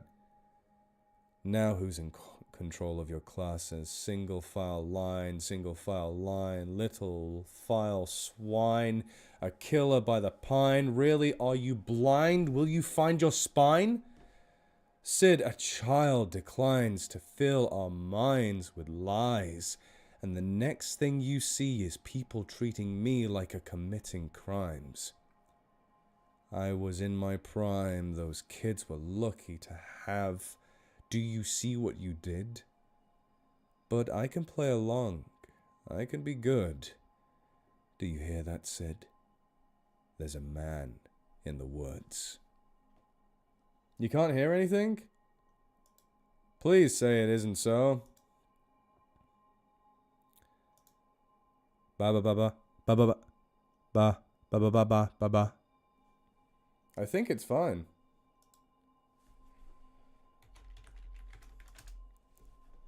Can you guys hear me? That's the end of the story anyway. There's a man in the woods.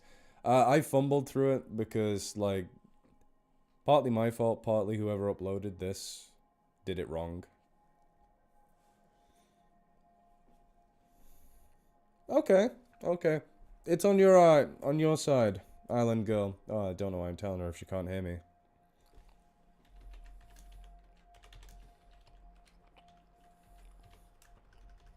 Okay, I can't type either.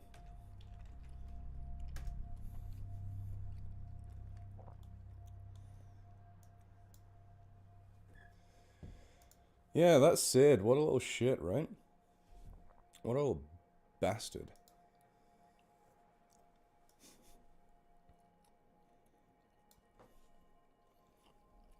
If you guys have any stories to suggest, again, remember you can let me know.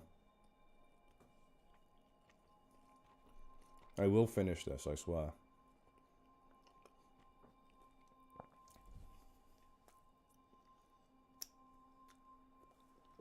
Okay. I'm just going to go to the next one.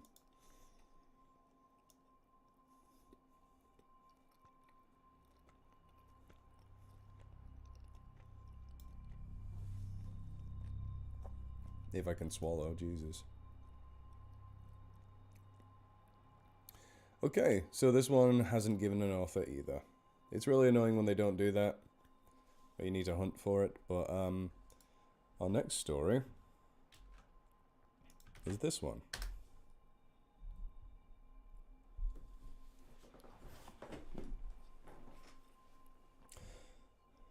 The Woods of Canada. I'm going to do a different accent for this one, just for funsies.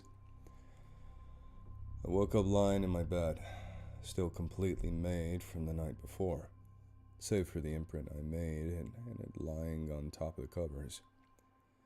It's freezing, I thought to myself, as I pulled a thick jacket over my stiff and mildly sore frame.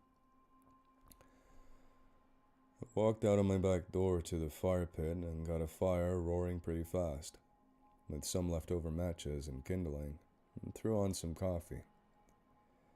I went back inside to wash my face and freshen up. After that, I felt much better.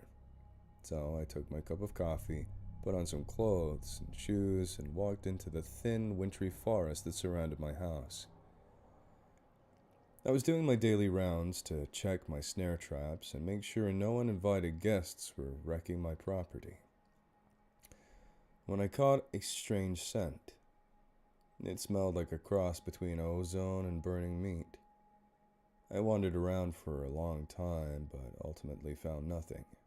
So I turned back, my snares having caught nothing, and I started to wander home.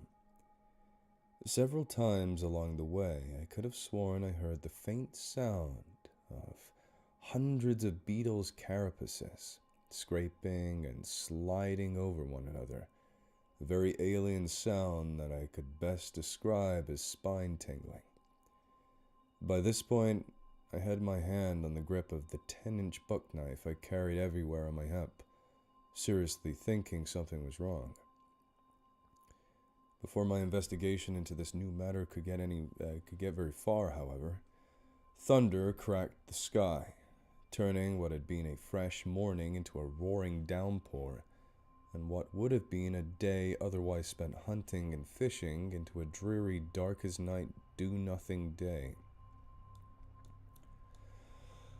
I sat in a rocking chair, started a fire in my fireplace, and not feeling totally assured that everything was exactly normal, I had my .357 Magnum in my hand that was loosely hanging off my armrest of the chair.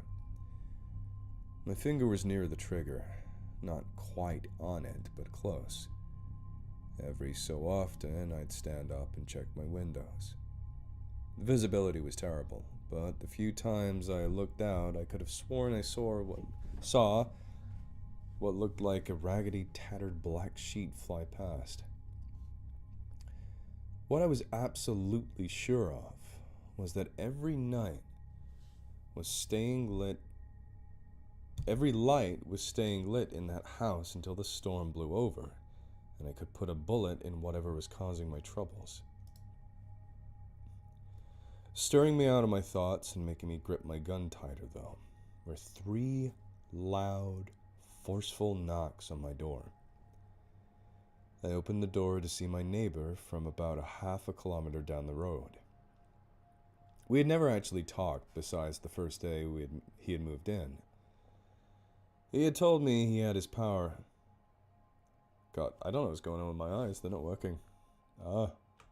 He had told me his power went out and asked if he could come in and stay here until the storm blew over.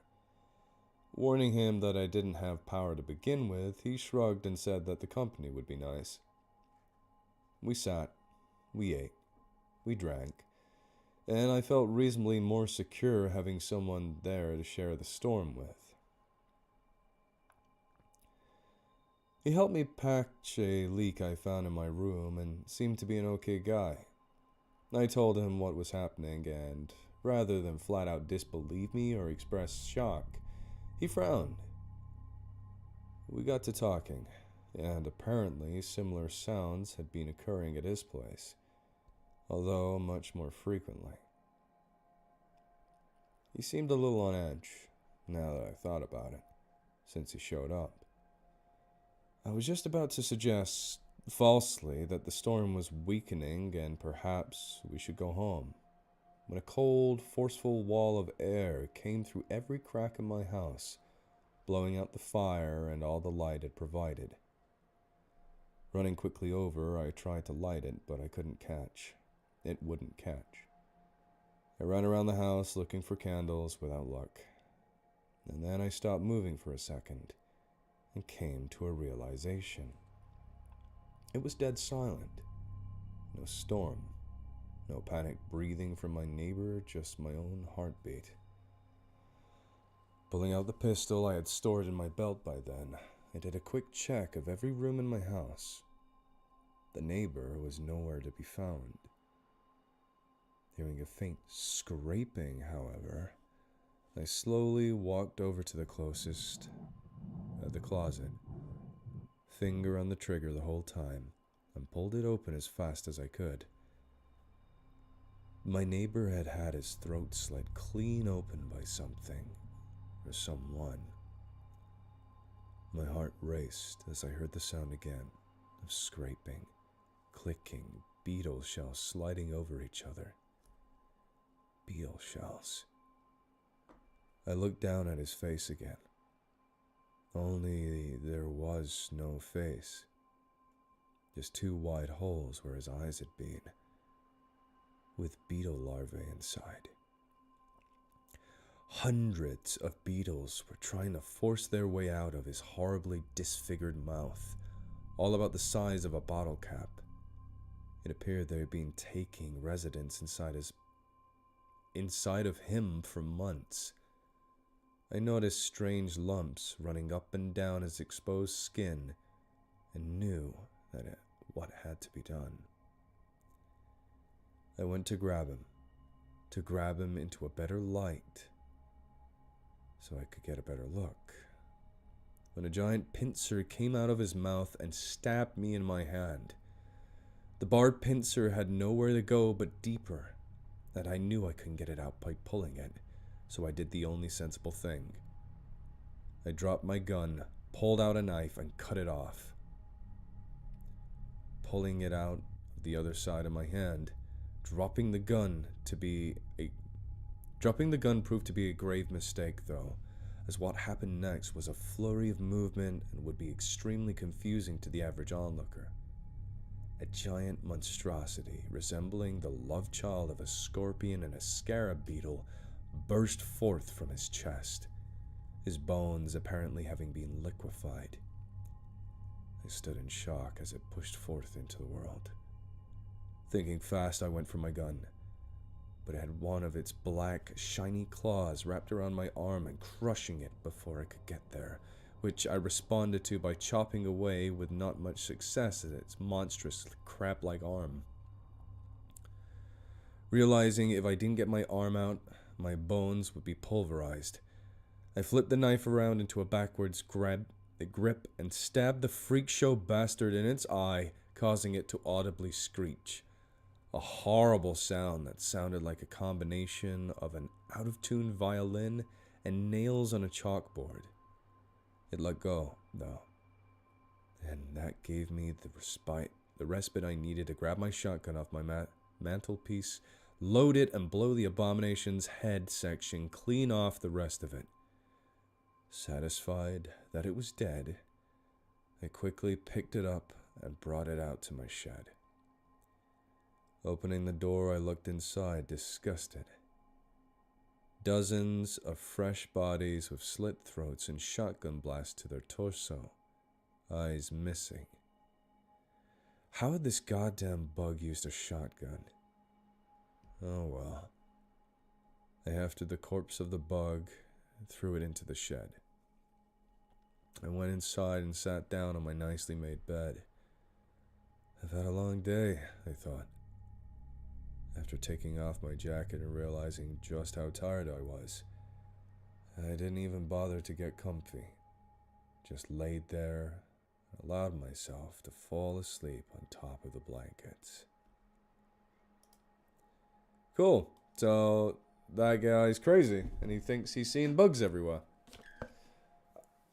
Also, hello, howdy. Hope all is well. Dreadful anecdotes. The scorpions on my wall, yeah. It's funny because those taxidermized bugs are so out of date that none of the taxonomic classifications underneath them are accurate anymore. Their scientific names don't exist. But I keep them because they're fun. And yeah, they're a historic thing. I don't like getting animals that have been killed for the purpose of just decoration. That's not right. That's messed up. Yeah, the butterfly, the oak butterfly next to it is what's it called? Sustainably sourced, and I think it was found dead, after it just finished its life.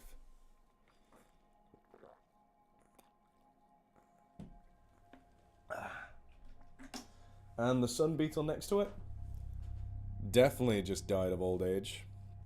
I actually have like 1 million sun beetles myself. You want to see? I also have a live scorpion down here, like my pet.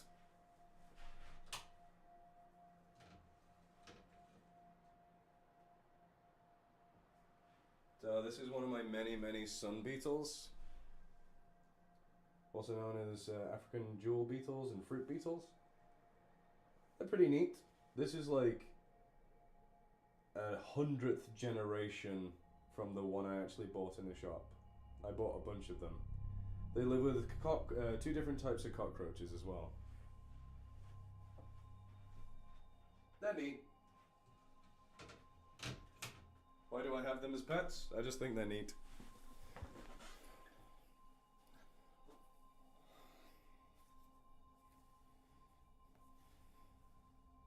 And there's like over 100 of them in there. Absolutely harmless. Don't make any noise except buzzing sometimes when they're trying to fly around. But yeah, they're pretty chill animals. Hey, Red Nova Tyrant. Yeah, we just read some of your stories today. Oh, thank you very much. You must have gone directly to the charity. Well, thank you very much for doing that. They're really cool. I have thought about starting my own charity at some point, but I wish. I do not have the organization skills for that.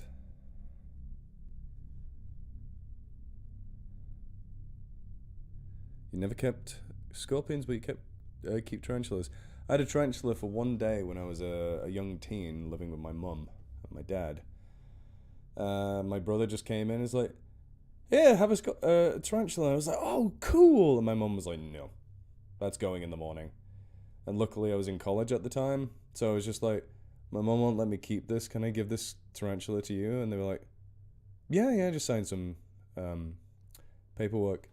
And the college kept live animals like that.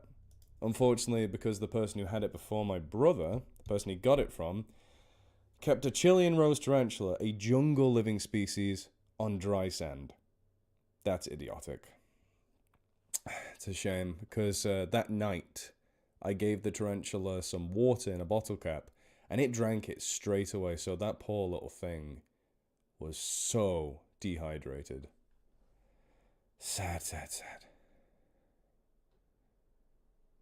Ah, I really appreciate it. Hey, I love your stuff, man. You make really fun stories.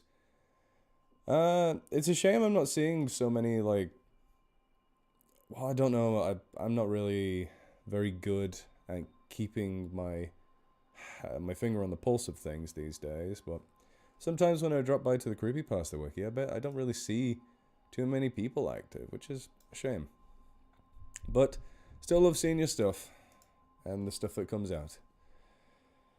Anyway, oh, my neck. Let's go with the next story.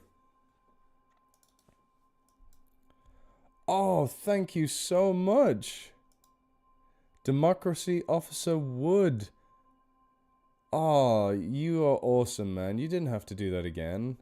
Once again, I contribute to the welfare of our world species. We shall liberate them from assured extinction. Yes, we shall. Hoorah! Good stuff. Good stuff. Pink toad. Yeah, red knees are really cool. Or red hair. Any jumping spiders? We have wild, like, really tiny zebra jumping spiders here in the UK. Keeping them as a pet would be really difficult. But no, I've never kept any spiders other than native pet spiders and that one tarantula for one day. My scorpion, he's really chill. I had him from a baby this big. I say he, I don't know if he's a girl or a boy. Thank you very much, Red Nova. I will keep that in mind. My brain not so good today. Ah, cool. So we've raised £50 so far. And you know what, with the double thingy going on, even if this is where we end tonight, I mean, we're not ending yet. We've raised £100 technically, because they will meet it. So that's fantastic. As always, though, the more the merrier. Shall we continue? I think we should. Next story is The Sunrise by... not given, unless it's in the history page. It is most likely by Flatum878. You've heard of the fear of darkness, but have you ever heard of the fear of light? Probably luxophobia. Every day I would go outside at an early time and watch the sunrise. I always used to be a fearful child, afraid of the darkness and whatnot, just like a normal child. Every child used to be afraid of the darkness, and so was I, but really we have no reason to. It all started on one day, a Friday. It was 4 a.m., and I had gotten up to get away from the darkness of my home and watch the sun go to work. Again, every day I used to go and watch the sunrise, but this time it was different. It was the beginning of summer, and the sun was supposed to be hot. As I watched it, it started to make me sweat. There was something peculiar about it. A small fog-like line covered the sun's middle. It didn't seem like much, so I quickly dismissed it and marveled in the sun's godly beauty. Now, how resplendent it looked, the thing that brought us light and heat every day. If we were ever without it, we would surely die of the cold, so the sun must be a good thing, right? Wrong. Shortly after the sun's arrival, I noticed the small fog line had formed a ring around the sun. It even started to look like an eye. In the midst of this, I began to wonder why my eyes still haven't begun to hurt, or even blink at the sun's presence. I couldn't move. I was stuck, looking at the sun. I was trying to look away, but I couldn't. My eyes were fixed on the sun. My entire body was paralyzed. I couldn't even move my mouth. I sat there, looking at the sun, staring at its blinding presence and not missing an inch of the light emitting from it. The sun and the fog had formed a perfect eye, but the sun started getting smaller, as if the pupil of the eye was going away. As the sun started shrinking, I started losing my eyesight, little by little, including each painful detail. It was over. The last thing I saw was the sun completely shrink into nothing, and as it disappeared, my eyesight began to dissolve until all I could see was white. A white fog which wouldn't go away, would not even be replaced by the morning grass. I was blind, no more seeing, I couldn't see anything anymore. Just that white, foggy image. I woke up in hospital, which my mom had brought me to after seeing me sitting in the yard and looking like an idiot at the sun. I had a seizure and sure enough went blind.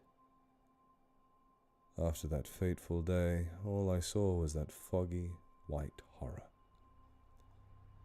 It's impressive they were able to type that. I'm being silly. I'm normally far too busy to catch live streams. The perils of national intelligence work. Oh, spooky. Oh, tiny jumping spiders are so cute. They really are.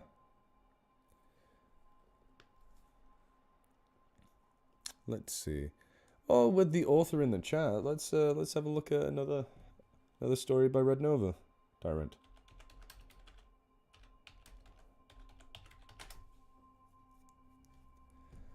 Let's see. Oh yes, I think we've all covered that one. one of the most popular authors on the website, aren't you? They are so sweet. I think they're called Salticids, the group that jumping spiders belong to. In, like Aranei. And I think they are definitely considered the most intelligent spiders out there. May have a very tiny brain, but size isn't everything. But I got a huge... Never mind.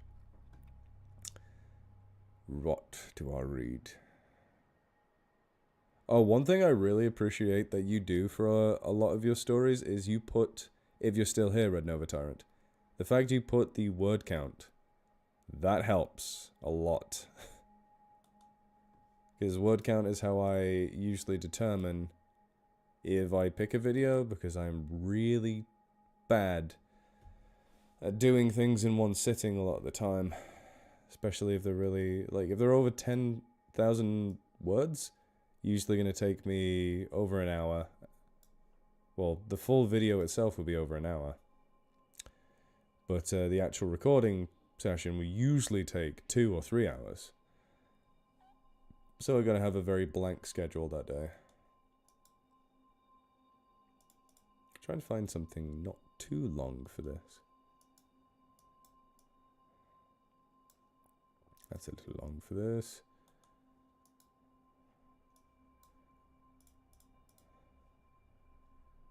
Just trying to find. There are people that keep them as pets. I know it's possible. I've got plenty of pets as is. Today I finished some more stuff with the pond outside. Moved some native tadpoles into the pond, to keep the ecosystem going. Bought some shrimp to help clean the pond. And they were pottering around, so that was nice. Nothing can really escape the pond. Nothing can escape the pond. They got some plants and stuff. And I've got my bugs, my dogs, my cat, my scorpion, my fish, and my turtles. I love animals, so I don't want to overdo it with pets. Oh yeah, this is a new one. This is one of the new ones I haven't read yet. This is Midnight Salesman by Red Nova Tyrant.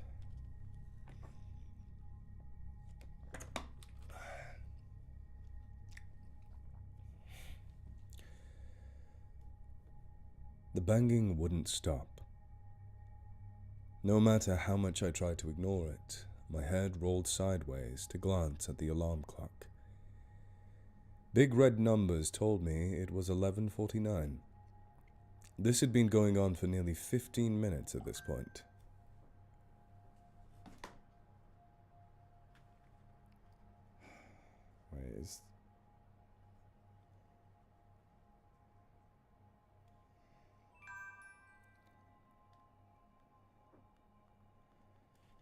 Sorry, got a random message from my silly friend.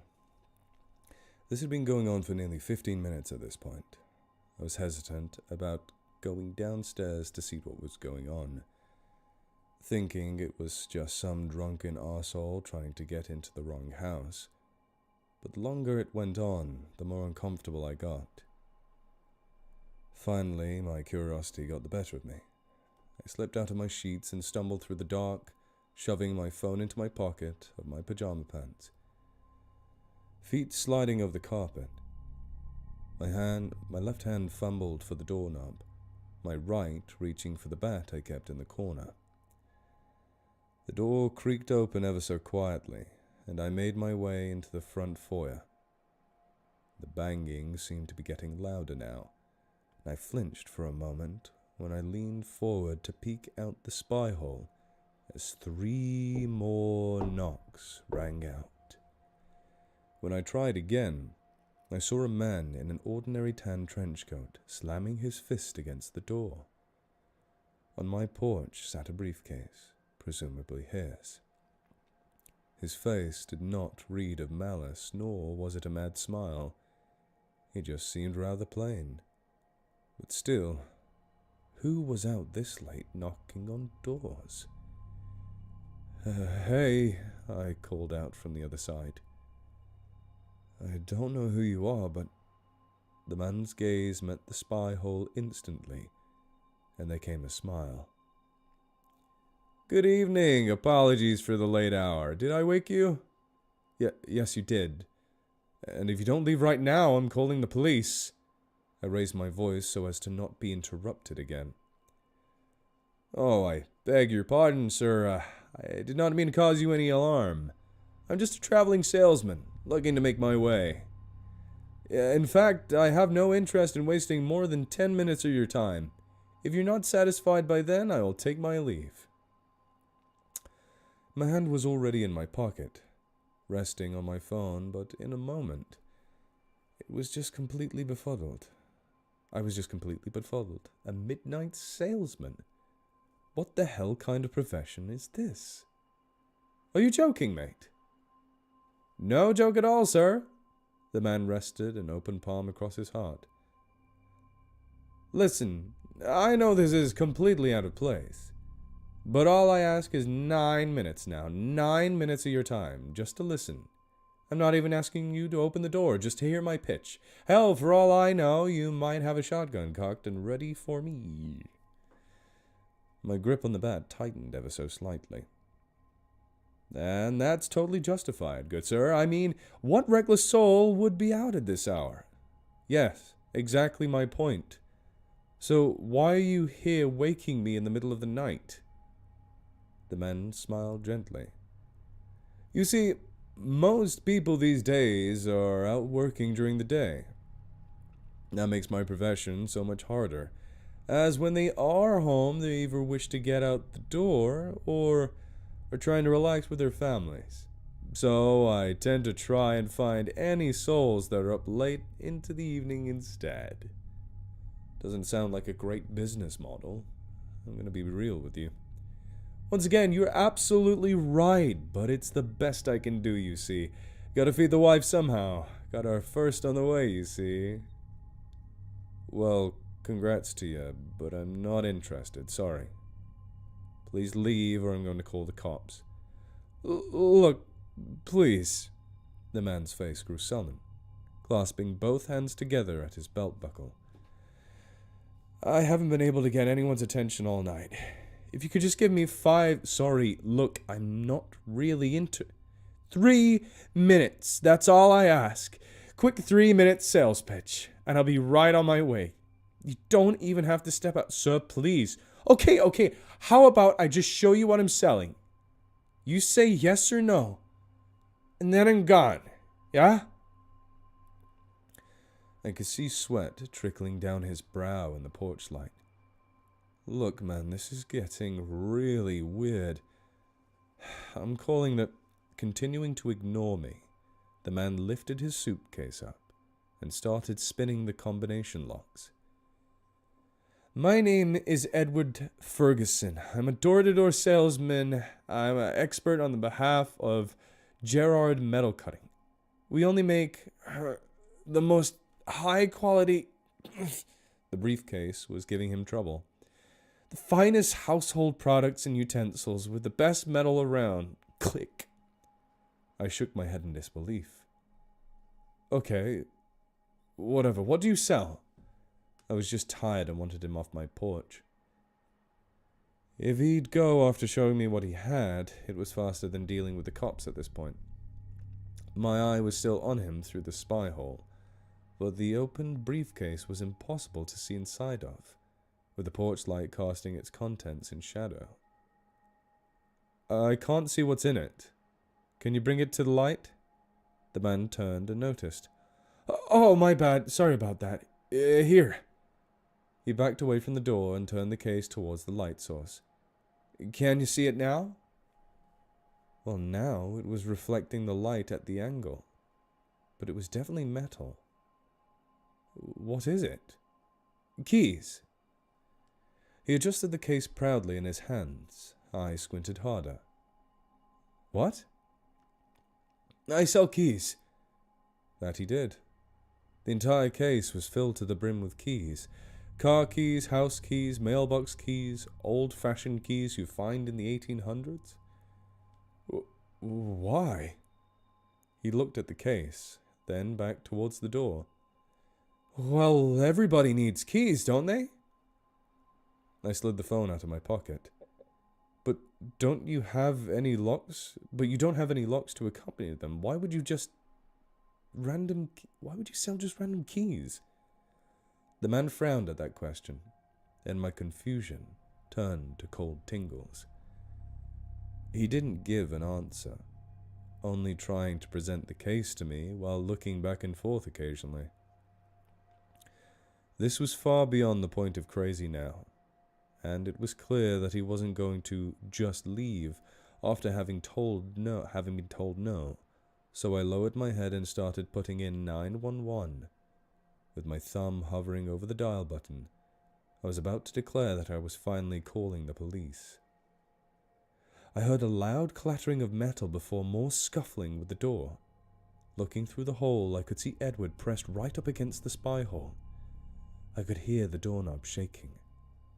After a moment of frustration, he scowled and backed off, tossing something shiny onto the lawn, before reaching back into the case and grabbing another key. I immediately pressed the button and screamed for the operator to send help quickly. She told me to hide in a locked room away from the front door and to find something to defend myself with. Just as I started to run away into my home, I could hear the salesman mutter from the other side. Don't start thinking your key's not here. The rattling disappeared a few minutes later, and shortly after the operator stated that the police were just pulling up. When I stepped out onto the porch to talk to them, I noticed the doorknob had a key sticking out of it. Impulsively, I wrapped the edges of my sleeve around my fingers and pulled it off. It slid out perfectly. Well, that was pretty unnerving. I don't know why, but if any of you watched The Legends of Evantris, my mind pictured the salesman as Klutzy the clown. No, not Klutzy, the other clown. I don't know why. It has no relevance here. My brain's just very strange. How the hell does he have all the keys to that? Very weird. But cool. Chuckles the clown. Oh, I wish there was wine in hell. I love that guy's voice. He's really fun. The banging wouldn't stop, no matter how much I tried to ignore it. My head rolled sideways to glance at the alarm clock. Bright red numbers told me it was 11:49. It's a good standard voice for a clown. He would not feel safe. Nah, he's a pretty messed up guy.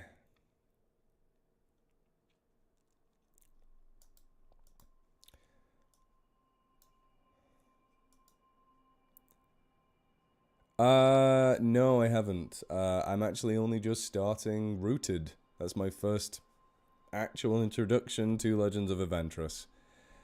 Yeah, I know. I'm a noob, but those shorts really did them a lot. of what's the word I'm looking for? A lot of good, just because that's how I found them. The funny shorts. I was like, wow, this Chuckle guy is hilarious. I think my voice is getting a little tired, guys.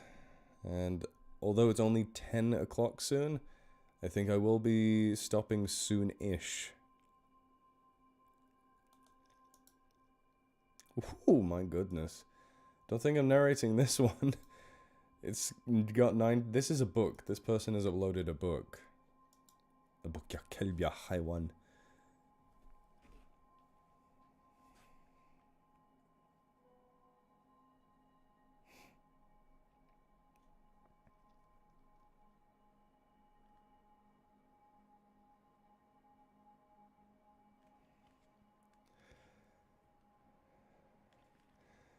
My friends asked me if 100 men could beat a gorilla in a fight. I mean, yeah, I guess so. But at what cost? Gorillas don't like hurting people. They'd probably just run them. If they see like a horde of 100 angry men coming at them, a gorilla would look at that and be like, yeah, no, I don't want any part of that, and just run away. They're not stupid. They're not violent either. Not really. Oh, it was funny to me as well. Recently, I went to the market in Widnes, and there's like this butcher who he seems to advocate for, you know, like a carnivore diet. You know, he's just like a standard bloke with a, you know, a big belly, doesn't go to the gym or anything, but you know, that's his thing. He's just like, oh, come on. He's trying to take advantage of that weird, like, alpha male bullcrap. And his thing is like carnivore diet, and it's got a picture of a gorilla on it. Gorillas are herbivores. Like, over 90% of their diet is made up of plant matter, which makes them an herbivore. The only animal matter they eat? Bugs, termites, stuff like that. Oh, man. People's ideas of animals always make me confused. Media, they ruin it. Right. What should I read next?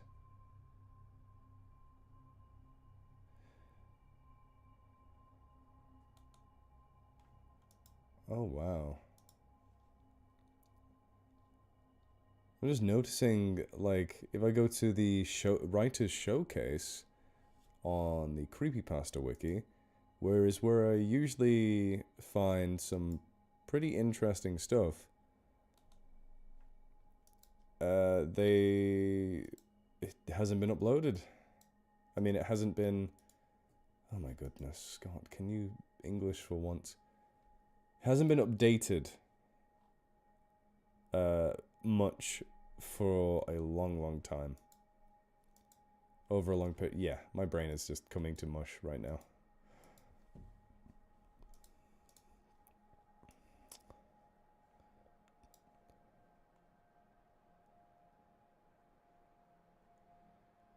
Kind of updated. Like, it has been, but very sporadically over years, and I'm just like, wow, I read that story 2 years ago, and it's still on this front page of it. It's mad. Stuffing and breadcrumbs. I read that ages ago. Okay, I think we're gonna end with a random one. Where are we? Yeah, this would have been probably more successful if I actually led up and, you know, took someone... Oh my god, what is going on with my brain?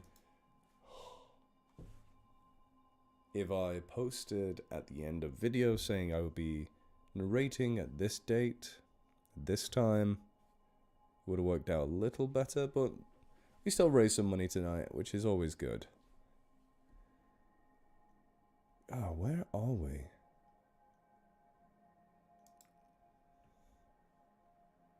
Thank you. I do believe I'm getting the vapors. This house gets very hot. Ay, carajo. Oh, wait, that's a bad word. And that's not even Spanish.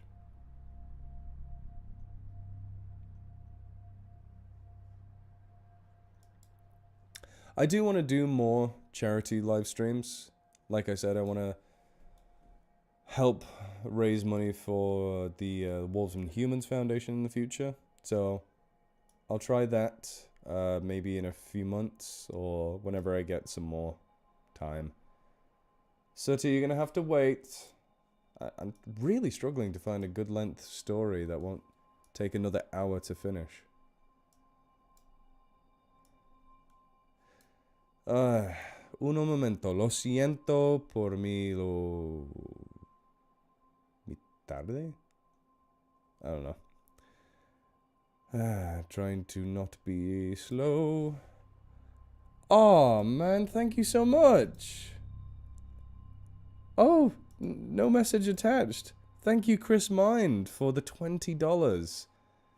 You're awesome. Thank you so much. That means we will have raised, technically, £128 after I submit this. Okay, let's read a cryptid one. Instead of me just going crazy and loopy and doopy doopy. Cryptid, cryptid, cryptid. What about this one? Okay, people in the comments said this is spoopy.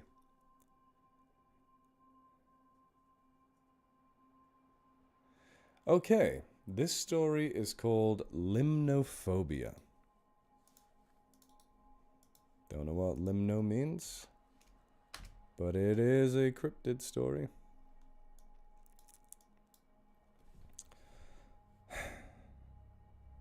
Well, let me start from the beginning. I can't believe how paranoid I am. I just can't believe it. I've always been good on land and in air. I'm not afraid of the so-called monsters in my bedroom or the monstrous creature that's about to swoop down and take you. But something else gives me goosebumps. Ever since that moment, I've never spent any time in lakes, rivers, or oceans. One day, when I was just about 6 years of age, about 7 years ago, I was swimming in a large, deep lake. The waters were cold, dark, and it was so hard to tell just how deep it was. The other kids at the lake feared nothing and would always swim there, where I would refuse to go back to shore without someone coming over and taking me back. I would imagine things like an enormous shark about to devour me, or an enormous alligator about to drag me into the deepest part of the lake. I even saw a couple of dead, rotting fish and started sweating. My heart was pumping. I could only imagine what sort of ferocious monster could have killed the fish. But still, since then, whenever I step into even shallower parts of the ocean or lakes, I imagine some kind of diamond-headed creature with flippers about to drag me into the water and kill me. I always get paranoid about the water and refuse to swim in it. Yet, there's something about lakes that catches my eye. Whenever I hear about rumors, about lake monster legends, I hear them saying it was some kind of log, or maybe a piece of metal, or some kind of known animal. And I refuse. I know something is in those damn lakes. It's something we don't know of, something we can't even describe. I know they say there are theories about these lake monsters, that they could be marine reptiles from the Cretaceous era. Scientists are so ignorant, so stupid. No, we're not. These creatures are not what we think they might be. I've seen them. They've chased me down. They've hunted me down before. In the blackest waters they wait for me, waiting to devour me and rip the flesh from my bones. Luckily, I will never go into that water again. I can't believe how paranoid I was. But I can tell you one thing. The marine reptiles are extinct. This is something else. Creatures of the deep await me, and I must heed their call, but this time... No, this time they don't want to snack on my flesh. They want me to live with them. Yes, they love me. They think I'm one of them. But I refuse. I refuse to join them. They think I'm part of their dreaded race of monsters, but no, I am human.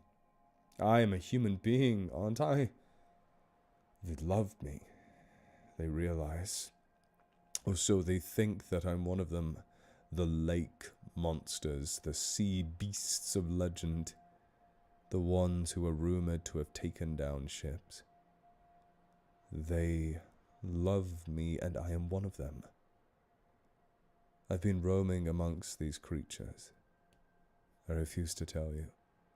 I refuse to tell you who they are, how they came to be, or what they look like, for fear that they will rip me of my flesh if I do. Maybe, just maybe, you're one of them too. But are you afraid of the water? If so, then you're one of us. They drag you down because they love you. They don't want to munch on you. They love you. What am I saying? No, they aren't real. I'm not living with them or speaking to them. They don't sing hymns to me in the Black Seas. No, they don't exist. No, they don't. No. No, they do. They just want me to think I dream of them. We humans, we are them. We are the lake monsters. We pollute lakes. They hate us, the lake monsters. We pollute their home and they murder us, devour us. But the truth is, isn't a shark a sea monster? They do give you chills to be by one in the water. But these lake monsters are just the same. They give you chills. They give me chills. I think I'm going insane. Sounds of splash and the munching of flesh. Okay. That's how it ends. It just says sounds of splash and munch. Good night, everybody. Yeah, that was the last story, and it was a bit weird. It's hard to quality check some of these before reading them. I prefer to go in blind personally, so my reactions are real. But anyway, guys, I'm sorry this stream was so impromptu and very short, but hey, we raised £128. By the chat revenue, we have earned £64, but double that because it's being doubled. It's being doubled by the other thingy, so that's really good. And I'm really glad about that. So thank you so much, and hopefully I'll get to do another one of these charity live streams in the future with more preparation and more savviness, is that the word I want to use? And a better angle on this camera. I just hate how this entire thing is taking up the space. It's important to have a microphone so you can hear my voice. But it was really good having you guys here. I'm sorry that I'm cutting it so late. I've got to get some sleep. I don't like staying up late myself. 10 o'clock is a good cutoff point. Oh my god. Again? Another one. Oh, Democracy Manifest. You're amazing, lovely human being. Thank you so much. Doubled? Bet.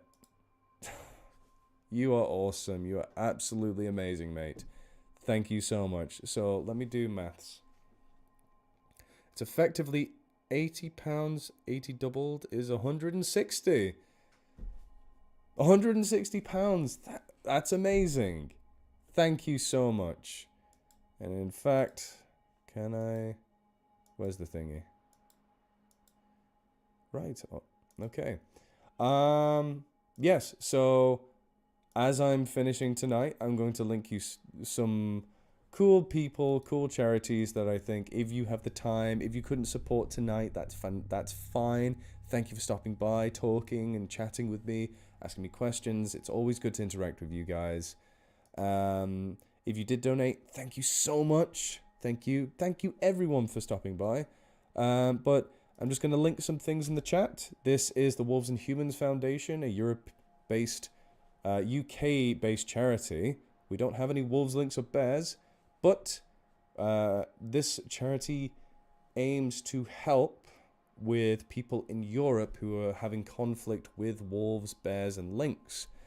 Because they are carnivores, they will kill and eat livestock, and that causes a lot of conflict. So this aims to mitigate that. And one of the ways they do it is a fantastic method called the White Dog Fund.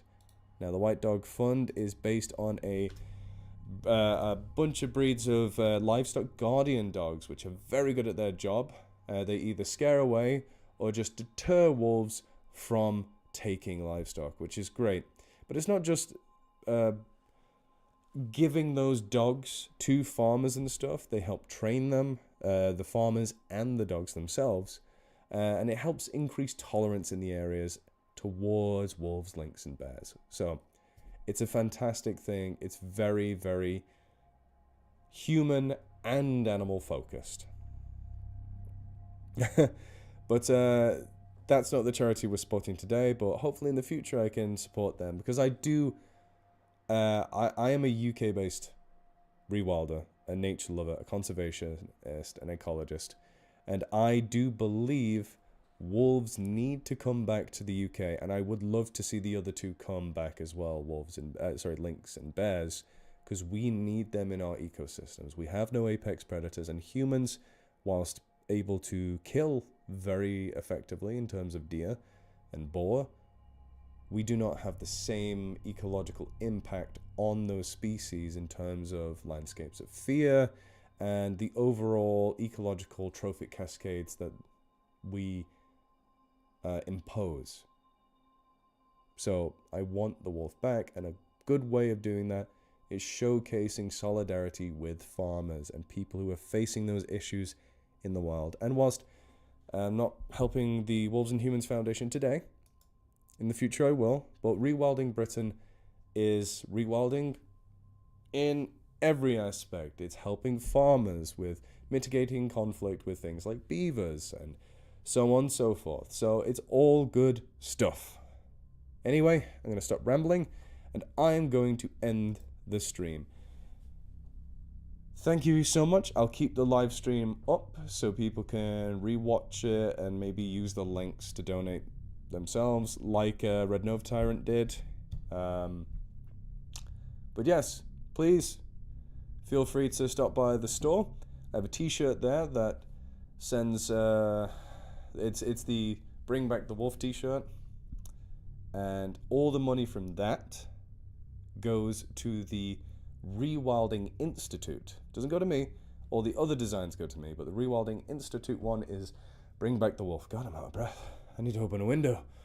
So yeah, if you want a cool piece of attire, you can get that on as well. So there's so many ways to help, and hopefully in the future we can do this again.